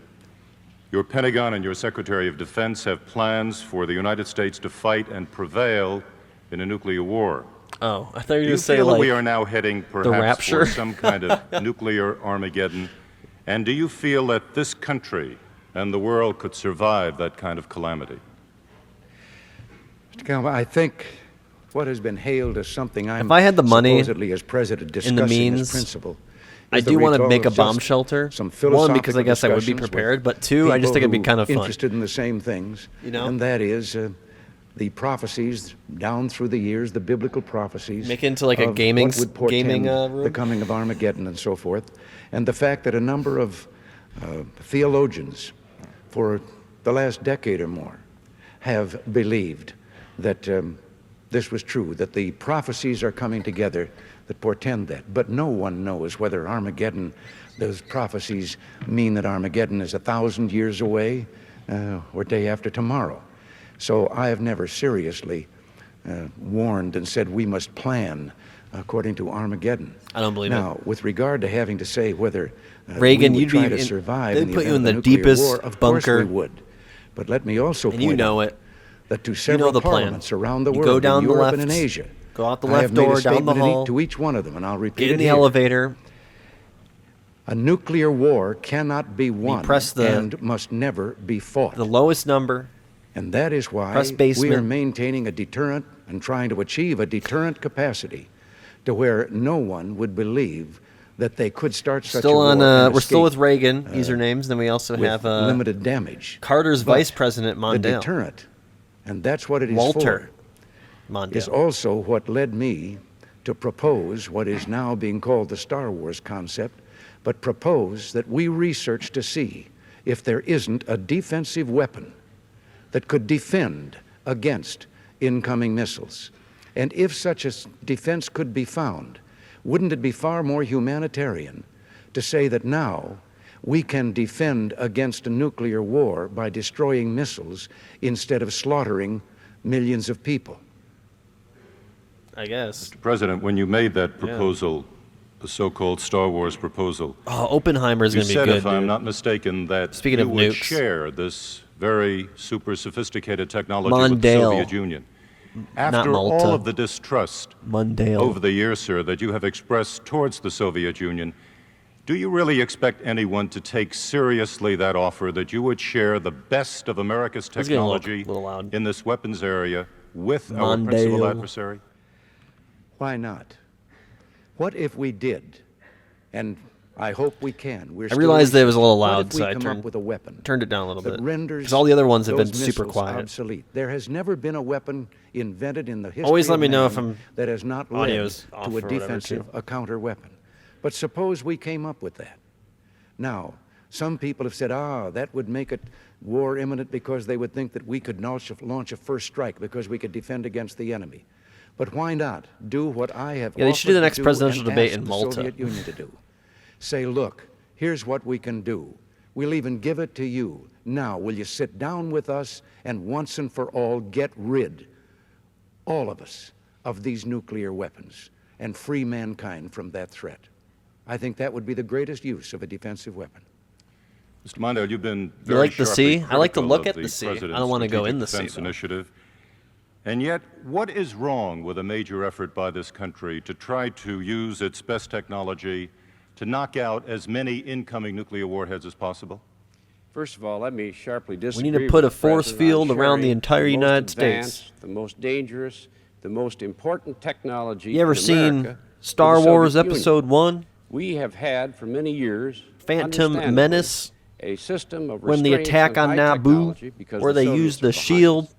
We need to And make any one of research those for the developed entire along the Star United Wars States. scheme would inevitably involve our most advanced Put a big blue computers, orb around it. most advanced They engineering. can't nuke us And then. the thought that we would share this with the Soviet Union is, in my opinion, a total non-starter. I would not let the Soviet Union get their hands on it at all.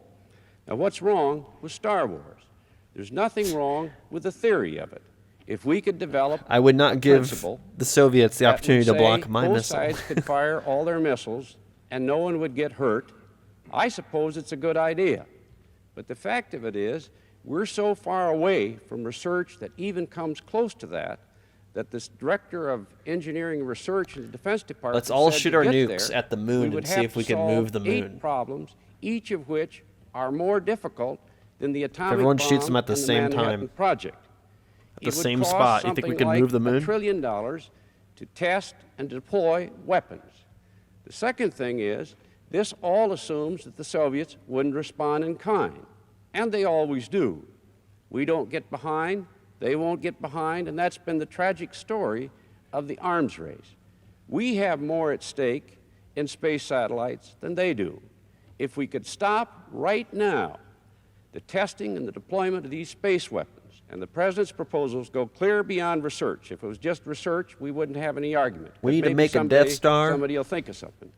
But to commit this nation to a buildup of anti-satellite and space weapons at this time, So we in could their crude threaten to state, blow up the entire planet. bring about an arms race that's If we don't very get our dangerous way. indeed. One final point. The most dangerous aspect of this proposal is, for the first time, we would delegate to computers the decision as to whether to start a war. That's dead wrong. There wouldn't be time for a president to decide. It would be decided by these remote computers. It might be an oil fire. It might be a jet exhaust. The computer might decide it's a missile, and off we go.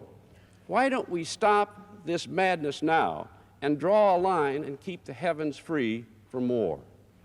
Mr. Mondale.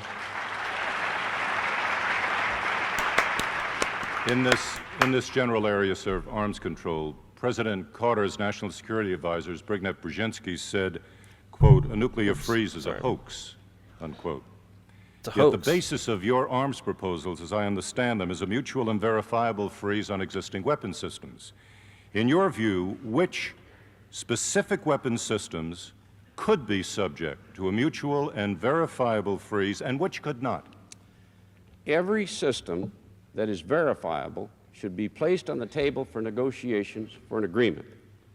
I would not agree to any negotiations or any agreement that involved conduct on the part of the Soviet Union that we couldn't verify every day.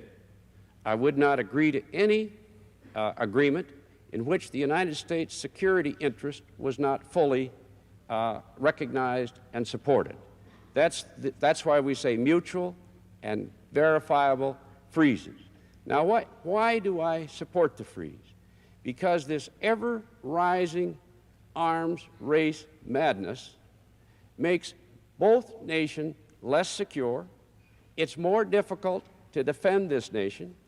It is putting a hair trigger on nuclear war. This administration, by going into the Star Wars system, is going to add a dangerous new escalations. We have to be tough on the Soviet Union, but I think the American people and the people of the Soviet Union want it to stop. President Reagan, your rebuttal. Yes. Reagan has my more of a rebuttal once deeper again is voice. that This invention that has just been created here of how I would go about rolling over for the Soviet Union, no, Mr. Mondale, my idea would be with that defensive weapon, that we would sit down with them and then say, now, are you willing to join us? Here's what we can give them a demonstration. And then say, here's what we can do. Now, I'm not doing a demonstration of in getting rid of an all anti-nuclear missile weapon. Then we'll give you this one so that What we demonstration would that be? Where are you testing that out? That we've both got something that if anyone tries to cheat. But when you keep Star Warring it, I never suggested where the weapon should be or what kind. I'm not a scientist. I said, and the Joint Chiefs of Staff agreed with me, that it was time for us to turn our research ability to seeing if we could not find this kind of a defensive weapon. And suddenly somebody says, oh, it's got to be up there and it's Star Wars and so forth. I don't know what it would be, but if we can come up with one, I think the world will be better off. Mr. Mondale, your rebuttal. Well, that's what a president's supposed to know, where those weapons are going to be. If they're space weapons, I assume they'll be in space. If they're anti-satellite weapons, I assume they're going to be armed against anti-satellites. Now, this is the most dangerous technology that we possess. The Soviets try to spy on us, steal this stuff, and to give them technology of this kind, I disagree with. You haven't just accepted research, Mr. President. You've set up a strategic defense initiative, an agency. You're beginning to test. You're talking about deploying. You're asking for a budget of some $30 billion for this purpose. This is an arms escalation, and we will be better off, Millions and billions. far better off, if we stop right now, because we have more to lose in space than they do. If someday somebody comes along with an answer, that's something else, but that there would be an answer in our lifetime is unimaginable. Why do we start things that we know the Soviets will match and make us all less secure? That's what a president's for. Mr. Kondracki, your question to Mr. Mondale.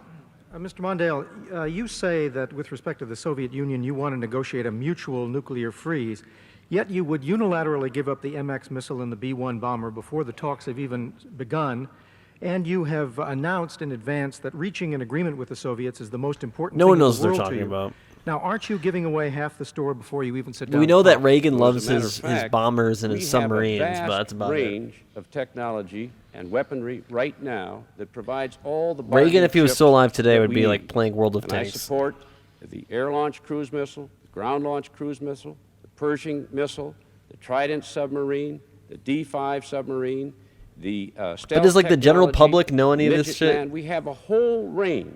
Like, you know of what I mean? Does the technology. general public know what Why a I disagree with the Stingray MX submarine is? Is that it's a sitting duck. It'll draw an attack. It puts a hair trigger, and it is a dangerous destabilizing weapon. And the B-1 is similarly to be opposed. Nowadays, we can't even because tell, for 15 years, the Soviet Union has been what a weather preparing balloon to meet is, the you know? B-1. The Secretary of Defense himself said it would be a suicide mission if it were built. Yeah, reliant on the public being Instead, misinformed. I want to yeah. build the Midget Man, which is mobile and thus less vulnerable, contributing to stability, and a weapon that will give us security and contribute to an incentive for arms control. That's why I'm for stealth technology, to build a stealth bomber, which I've supported for years, that can penetrate the Soviet air defense system without any hope that they can perceive where it is because their radar system is frustrated. In other words, a president The has radar to make system choices. sucks ass. This makes Let us me stronger. tell you. The final point is that we can use this money that we save on these weapons to spend on things that we really need. Our conventional strength in Europe is under strength. We need to strengthen that in order to assure our Western allies of our presence there, a strong defense, but also to diminish and reduce the likelihood of a commencement of a war and the use of nuclear weapons. It's in this way, by making wise choices, that we're stronger, we enhance the chances of arms control. Or we use that Every extra president money until this one has to, like, been I able don't to do know. it, and this nation, or the world, is more dangerous. House the homeless or something? I want to follow up on Mr. Kalb's question. It seems to me on the question of verifiability. Or in the last that debate, you do said have some 35 million problems people with the under the extent of poverty freeze. line. It Maybe seems give to me, them a for couple example, bucks. That testing would be very difficult to verify because the Soviets encode their telemetry. Research would be impossible to verify. Numbers of warheads would be impossible to verify by satellite, except for with on-site inspection. Remember when And production of we any were weapon told would we'd be get impossible to $2,000 verify. checks from Joe Now, Biden? in view of that, what is going to be frozen? I will not agree to any arms control agreement, including a freeze, that's not verifiable. Let's take your warhead principle. The warhead principle, they've been counting rules for years. Whenever a weapon is tested, we count the number of warheads on it, and whenever that warhead is used, we count that number of warheads, whether they have that number or less on it or not. These are standard rules. I will not agree to any production restrictions or agreements unless we have the ability to verify those agreements. I don't trust the Russians. I believe that every agreement we reach must be verifiable, and I will not agree to anything that we cannot tell every day. In other words, we've got to be tough, but in order to stop this arms madness, we've got to push ahead with tough negotiations that are verifiable so that we know the Soviets are agreeing and living up to their agreement. Mr. President, I want to ask you a question about negotiating with friends.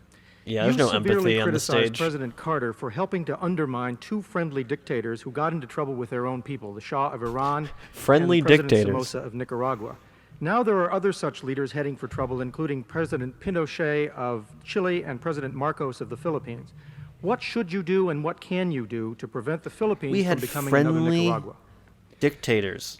Why I aren't did we helping? criticize the president because We of our also undercutting of what was are a mad stalwart ally, because the Shah of Iran. other And countries I am don't not have at all democracy. convinced that he was that far out of Make it make sense. line with his people, or that they wanted that to happen. The Shah had done our bidding and carried our load in the Middle East for quite some time. And I did think that it was a blot on our record that we let him down. Have things gotten better? The Shah, whatever he might have done, was building low-cost housing, had taken land away from the mullahs and was distributing it to the peasants so they could be landowners, things of that kind. But we turned it over to a maniacal fanatic who has slaughtered thousands and thousands of people, calling it executions. The matter of Somoza, no, I never defended Somoza. And as a matter of fact, the previous administration stood by, and so did I. Not that I could have done anything in my position at that time, but for this revolution to take place. And the promise of the revolution was democracy, human rights, free labor unions, free press. And then, just as Castro had done in Cuba, the Sandinistas ousted the other parties to the revolution. Many of them are now the Contras. They exiled some, they jailed some, they murdered some. And they installed a Marxist-Leninist totalitarian government. And what I have to say about this is, many times, and this has to do with the Philippines also, I know there are things there in the Philippines that do not look good to us from the standpoint right now of democratic rights. But what is the alternative? It is a large communist movement to take over the Philippines. They have been our friend for since their inception as a nation. And I think that we've had enough of a record of letting, under the guise of revolution, someone that we thought was a little more right than we would be, letting that person go and then winding up with totalitarianism, pure and simple, as the alternative. And I think that we're better off, for example, in the Philippines, of trying to retain our friendship and help them right the wrongs we see, rather than throwing them to the wolves and then facing a communist power in the Pacific. They were described as the Mr. President, since the United States has two strategically important bases in the Philippines, would the overthrow of President Marcos constitute a threat to vital American interests? And if so, what would you do about it? Well, as I say, we have to look at what an overthrow there would mean and what the government would be that would follow. And there is every evidence, every indication that that government would be hostile to the United States. And that would be a severe blow to our abilities there in the Pacific. And what would you do about it? Sorry, you've asked the follow-up question. Mr. Mondale, your rebuttal. Perhaps in no area do we disagree more than this administration's policies on human rights.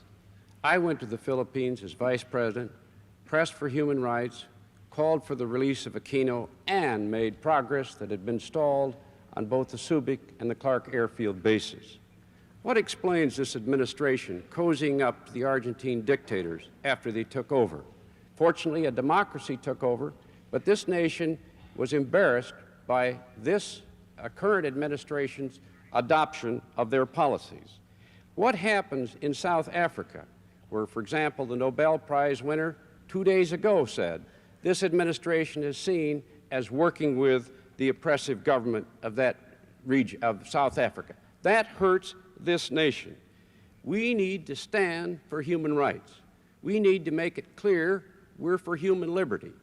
National security and human rights must go together, but this administration, time and time again, has lost its way in this field. President Reagan, your rebuttal. Well, the invasion of Afghanistan didn't take place on our watch. I have described what has happened in Iran, and we weren't here then either. I don't think that our record of human rights can be assailed. I think that we have observed ourselves and have done our best. Sounds like both of y'all are awful then. Are extended throughout the world. Mr. Mondale has recently announced a plan of his to get the democracies together and to work with the whole world to turn to democracy. And I was glad to hear him say that, because that's what we've been doing ever since I announced to the British Parliament that I thought we should do this. And human rights are not advanced when at the same time you then stand back and say, whoops, we didn't know the gun was loaded, and you have another totalitarian power on your hands.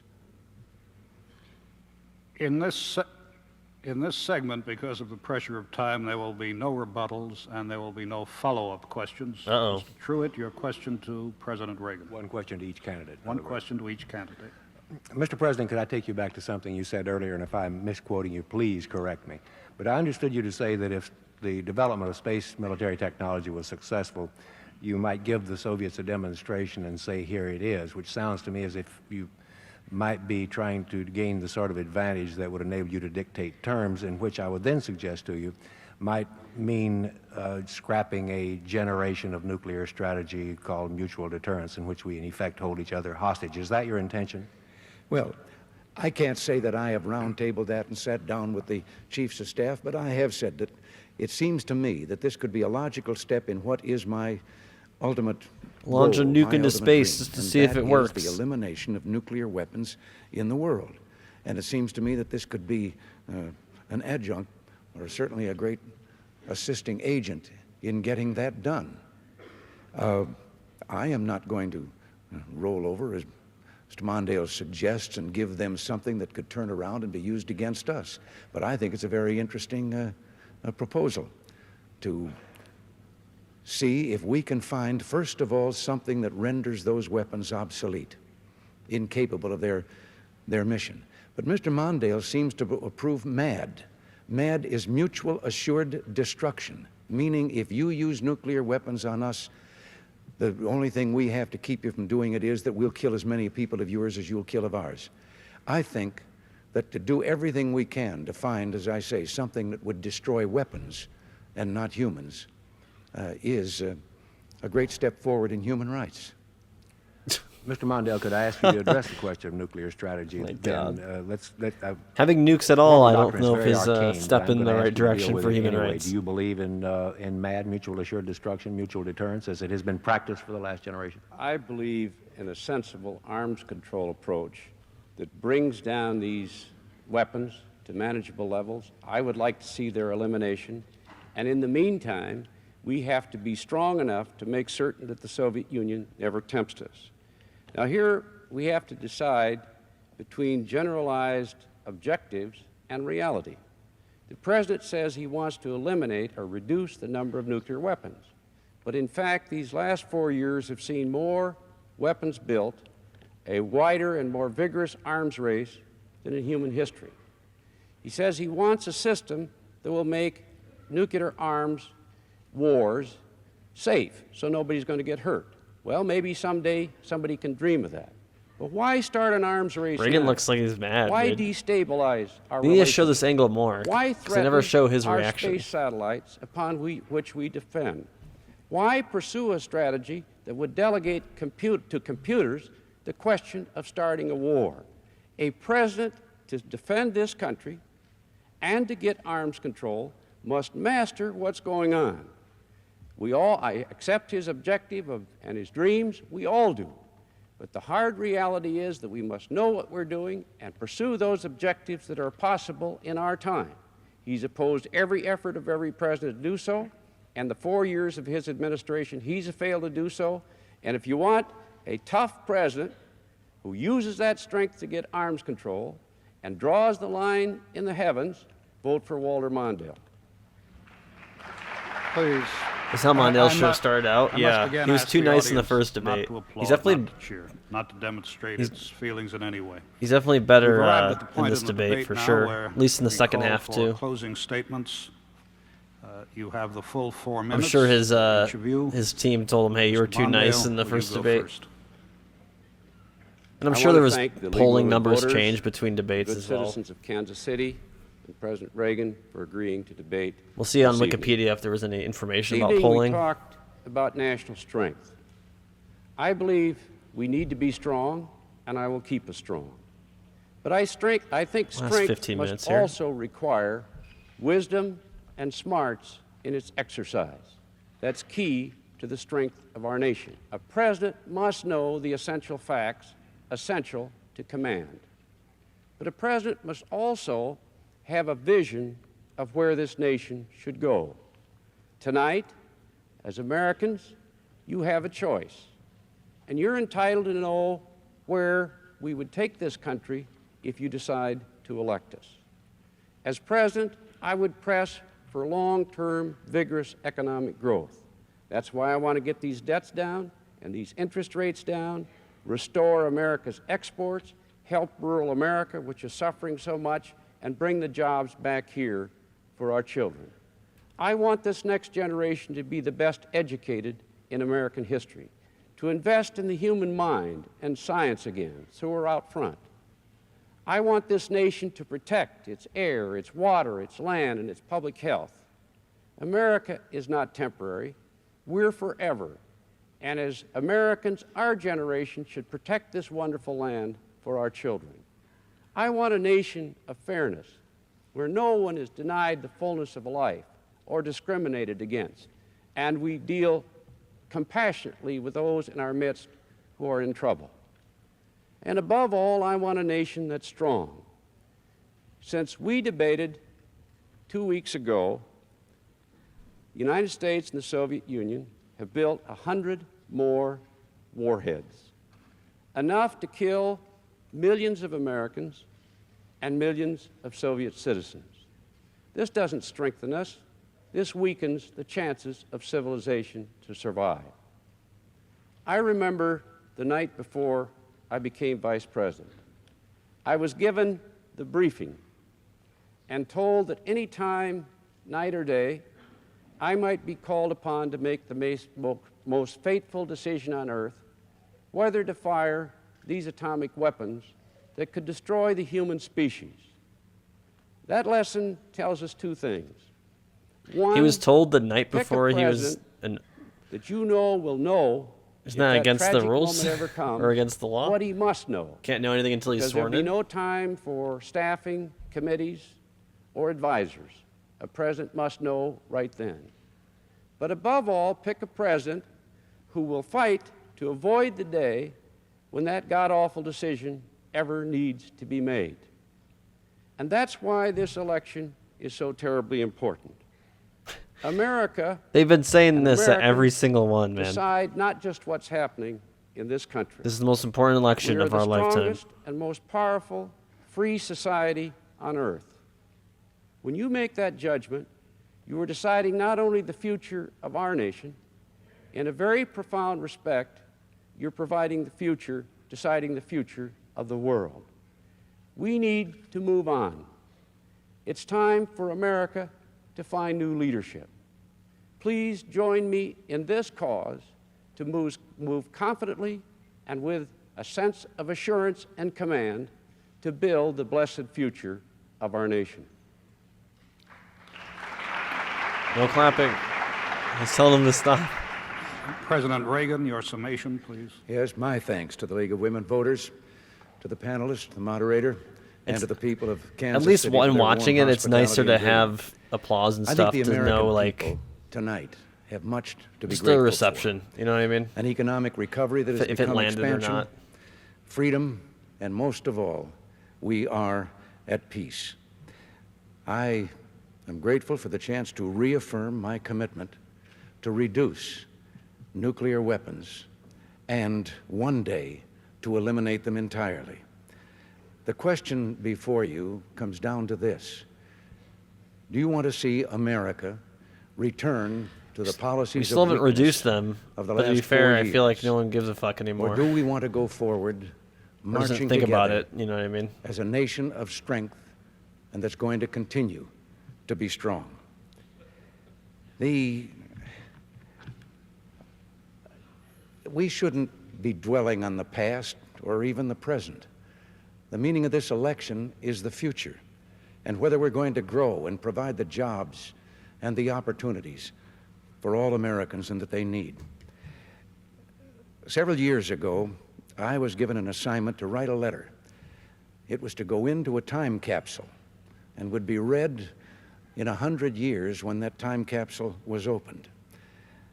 I remember driving down the California coast.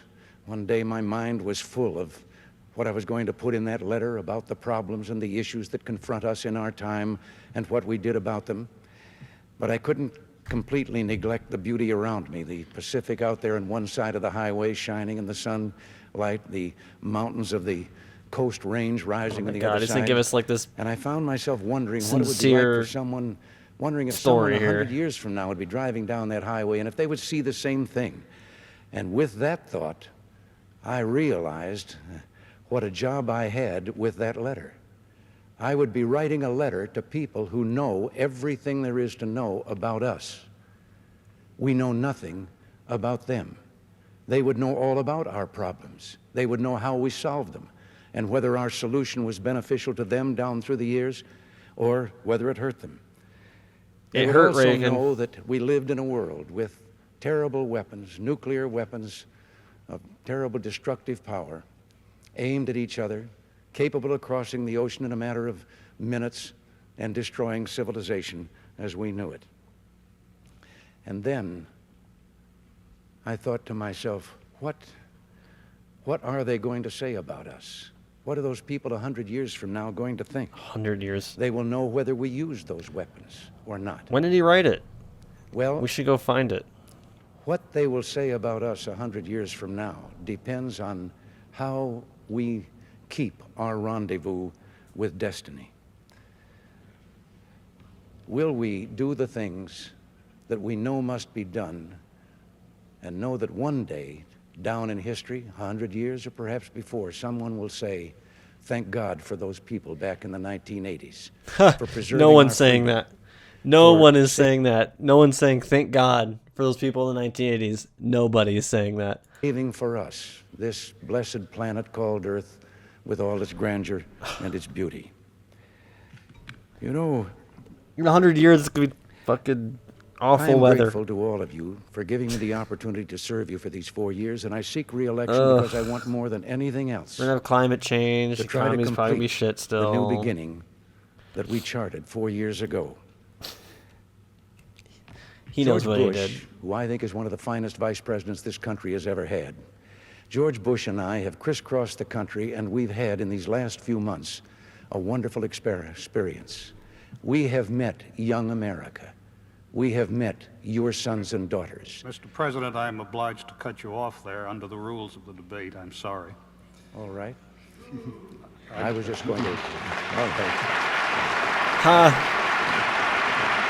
I was going to say, I feel like he was going on pretty long.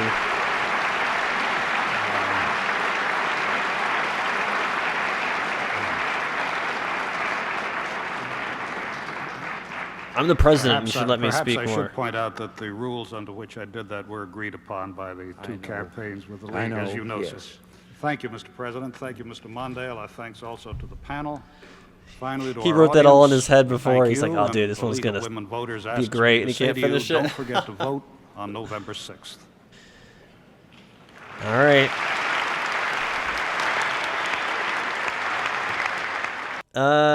I feel like Reagan was about the same as he's always been. Mondale did a little better, but just Reagan has that charisma, man, even if he's bullshitting you.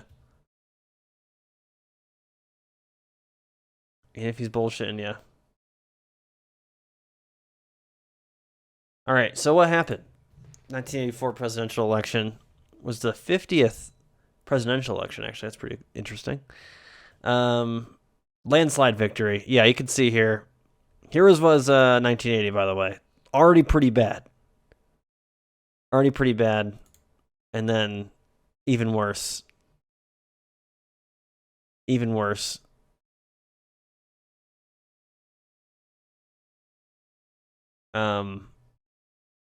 See what happened here. So, yeah, like I said earlier, Mondale faced competitive field in his bid, defeating U.S. Senator Gary Hart, activist Jesse Jackson, and several other candidates in the Democratic primaries. Reagan touted a strong economic recovery from the 1970s stagflation and the 1981-1982 recession, as well as the widespread perception that his presidency had overseen a revival of national confidence and prestige. At 73, Reagan was at the time the oldest person ever been nominated by a major party for president. LOL. I think, Biden's like 80. The Reagan campaign produced effective television advertising and definitely neutralized concerns regarding Reagan's age.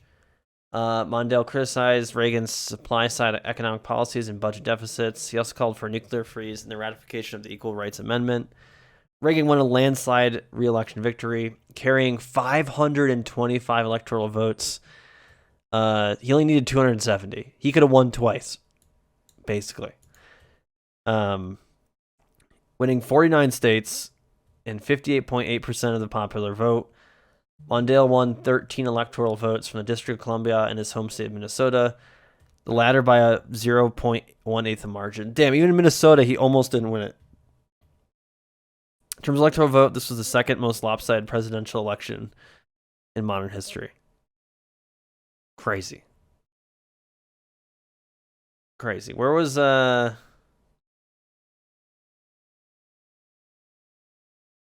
Oh, Anderson actually endorsed Mondale. Interesting.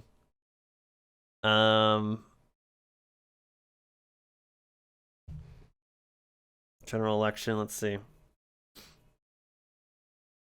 Where was the debates information?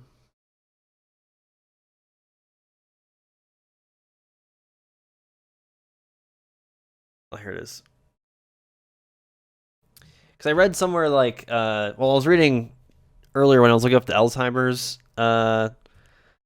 Reagan stuff, where it's been debated. One of his sons actually said that Ronald Reagan had Alzheimer's while in office, and then his half brother said he was wrong. So there's been like debate even in the family.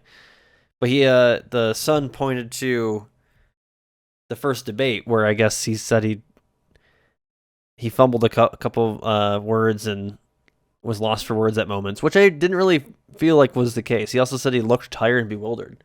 I feel like in the first debate he was better than the second. But I guess they told more in the book or whatever, whatever. I'm not going to read the book, but...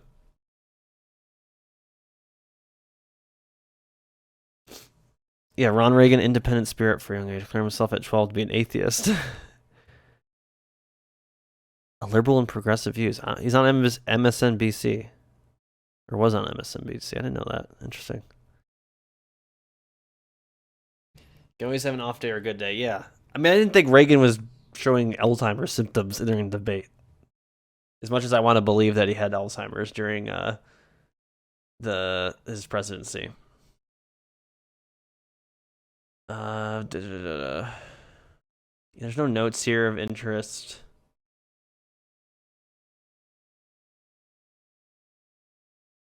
Maybe one day we'll watch the VP debates. I don't think they're going to be as fun, but maybe one day we'll do that. If this stream series or whatever you want to call it keeps going. Debates often seen as victory for Reagan, mostly famous to the line, "I'll not make age an issue of this campaign. I'm not going to exploit for political purposes my opponent's youth and inexperience." It was received with laughter from the audience and Mondale himself. Mondale later said that it was this moment that he realized he would lose the election. It was that day? 2 weeks before? You didn't even think? I wonder what their polling was. Wish they would show that. Look at this, dude. Oh my god.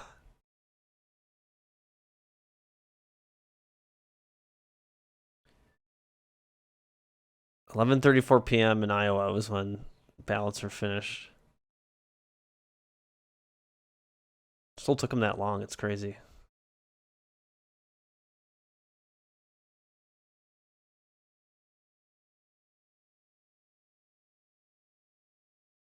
Oh, it's interesting.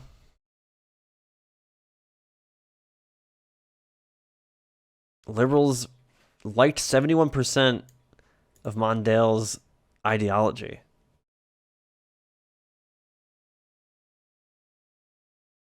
Union 54%. Anyone making money liked Reagan. Shocking. The youngsters liked Reagan.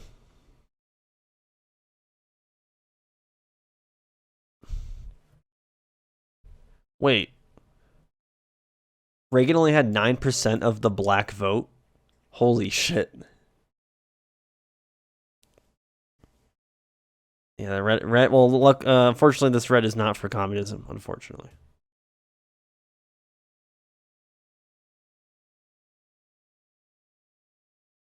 I wish there was polling over time or something.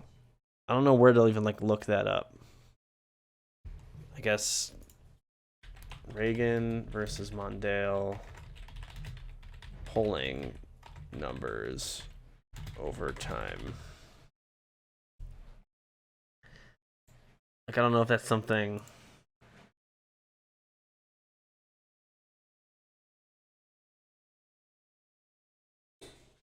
Oh, I mean, I guess this works. This is true, that is. This is probably just one poll. 47. Yeah, I mean, that's not really good.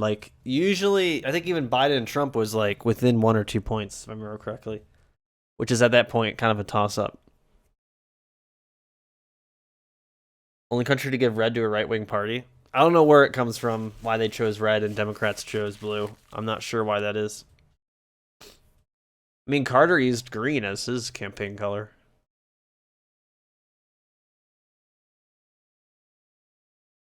Let's see, Reagan versus Carter. Here we go. Yeah, look at that. Carter was doing good until the debates.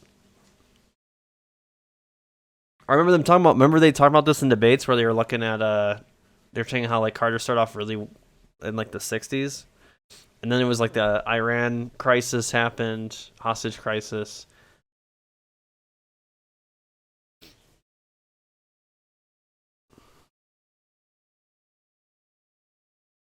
That was a pretty big gap that Reagan covered in October to November. It might have been the debates there. Supposedly red means courage and blue means honesty. Really? Okay, now we know we can Google it. I wasn't sure if they would have this information. Dude, look at this collapse by Carter, dude. Look at this. Holy shit. Like, Reagan wasn't even going up that much. It was just like people just didn't like Carter. Unfortunately. We need to see, we need to look at this to see if, like... Yeah, here's... Oh, Lily Mark's debate. Democratic Convention reduced Reagan's numbers. So these are all the different, I think... Each dot represents a poll on the average... Yeah, on the average of the polls of that day. Okay. You also could show, like, how much polls, generally speaking, kind of held, but, like, you can see they're a little bit all over the place. So you should put all the stock in them.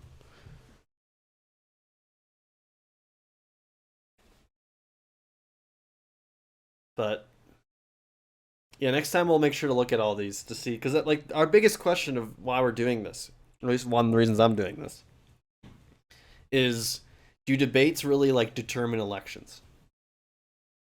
I feel like in the modern day, they don't as much in the sense that, like, it convinces the independent voter to pick a side or pick a person. I think most independent voters nowadays are just Democrats who, or at least left-leaning, or people who just don't vote normally. They just vote maybe every couple elections. I feel like nowadays debates are, or at least presidential debates, are for... to just energize their current base to, like, you know, go knock on doors, make donations, try to get out the vote, you know what I mean? Rather than convince the random independents. That's kind of my general theory here. And even with this stuff on the screen here, I'm sure there's a lot more data we could look at, and I'm sure people have written stuff about it, but at the very least, this is fun to do in the sense that just to see, like, how, also for the other reasons I'm watching this is, like, seeing, like, how talking points have changed, have policies changed in the parties at all, were any of these candidates honest in what they were saying?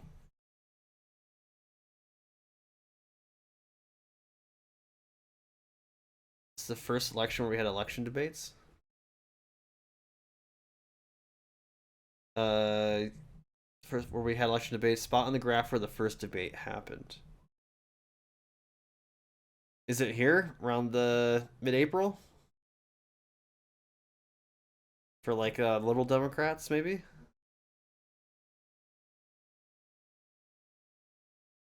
Because the only, like, big change I'm seeing. Conservative went down, Liberal went up.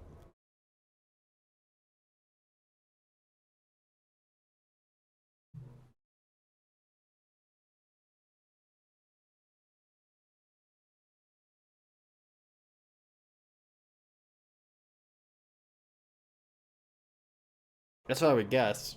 If you're looking for actual thing. 15th of April? Okay, so that makes sense. They're kind of right here. I think for primaries it helps. I still believe that debates are important for primaries, and I think they do affect polling, for sure. But I wonder how much presidential primaries do to this day. And as we go through, I guess we'll start Googling each one. What one else? What other ones should we do? Should we do JFK?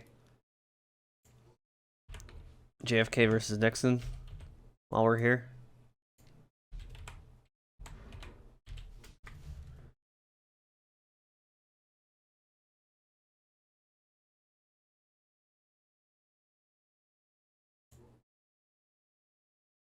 Oh, these are results. Like, they clearly had it in the newspaper.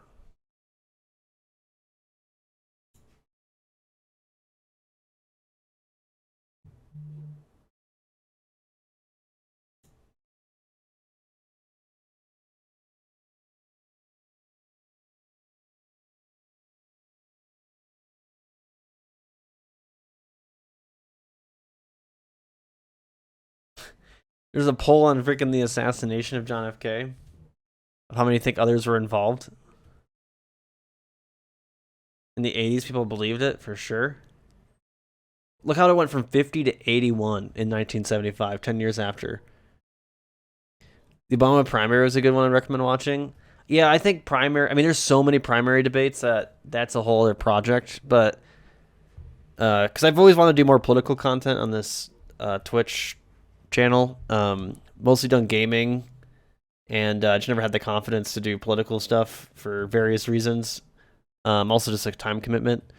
And also I feel like there's a lot of political streamers out there that are a lot better than anything I could do.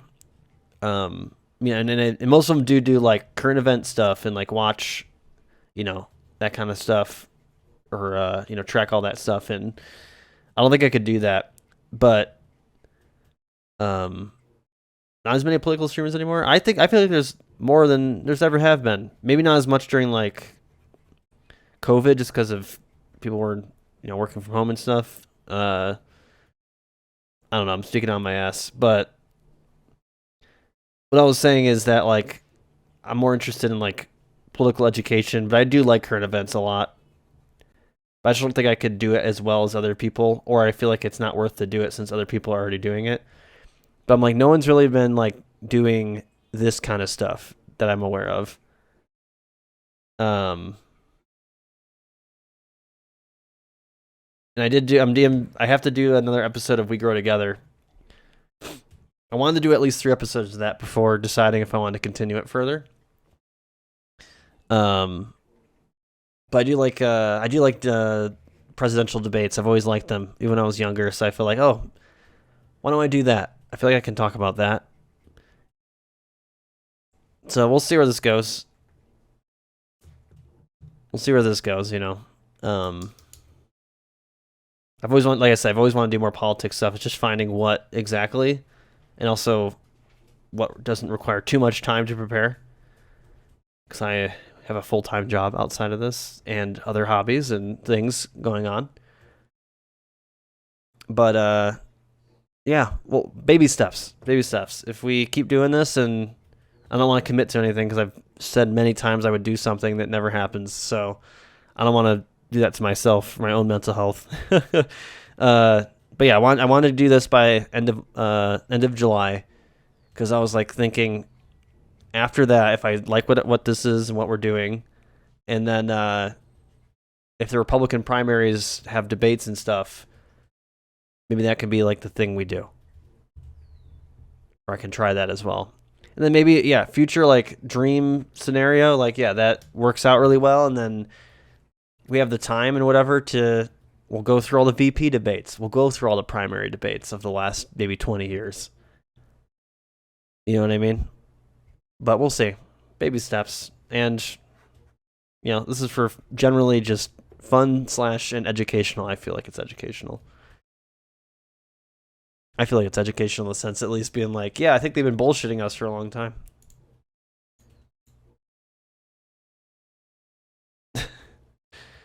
That debate was Brown and Cameron going hard into each other. The occasional Clegg would just say something along the lines of, "Hi, I exist. I'm not David Cameron or Gordon Brown." The public went, "Wow, that makes this guy look amazing." There's a week of Clegg mania where the liberal Democrats were ahead of the polls out of nowhere. So it's interesting to see debates help for that. So what is up next, by the way? Where is what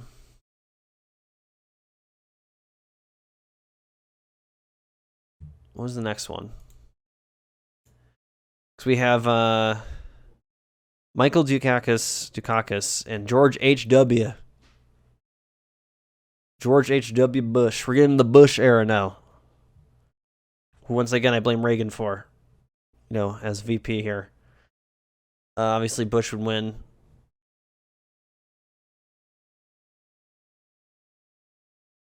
Don Quayle. Never heard of that name. Never heard of Dukakis either, but this was before my time. I wasn't born yet. We're getting there, though.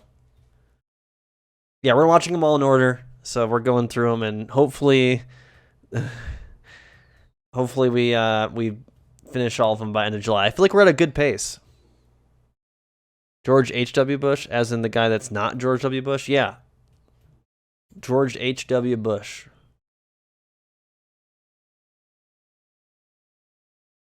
He's different than George W. Bush.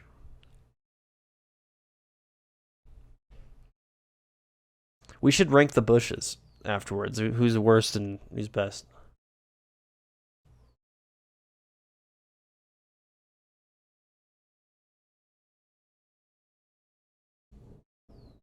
And we get get Bill Clinton as well. Yeah, so George W. Bush is his son, in case you didn't know. He was the first president I remember. Oh boy.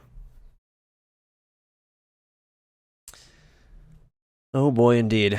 All right, yeah. So the next one is George H.W. Bush.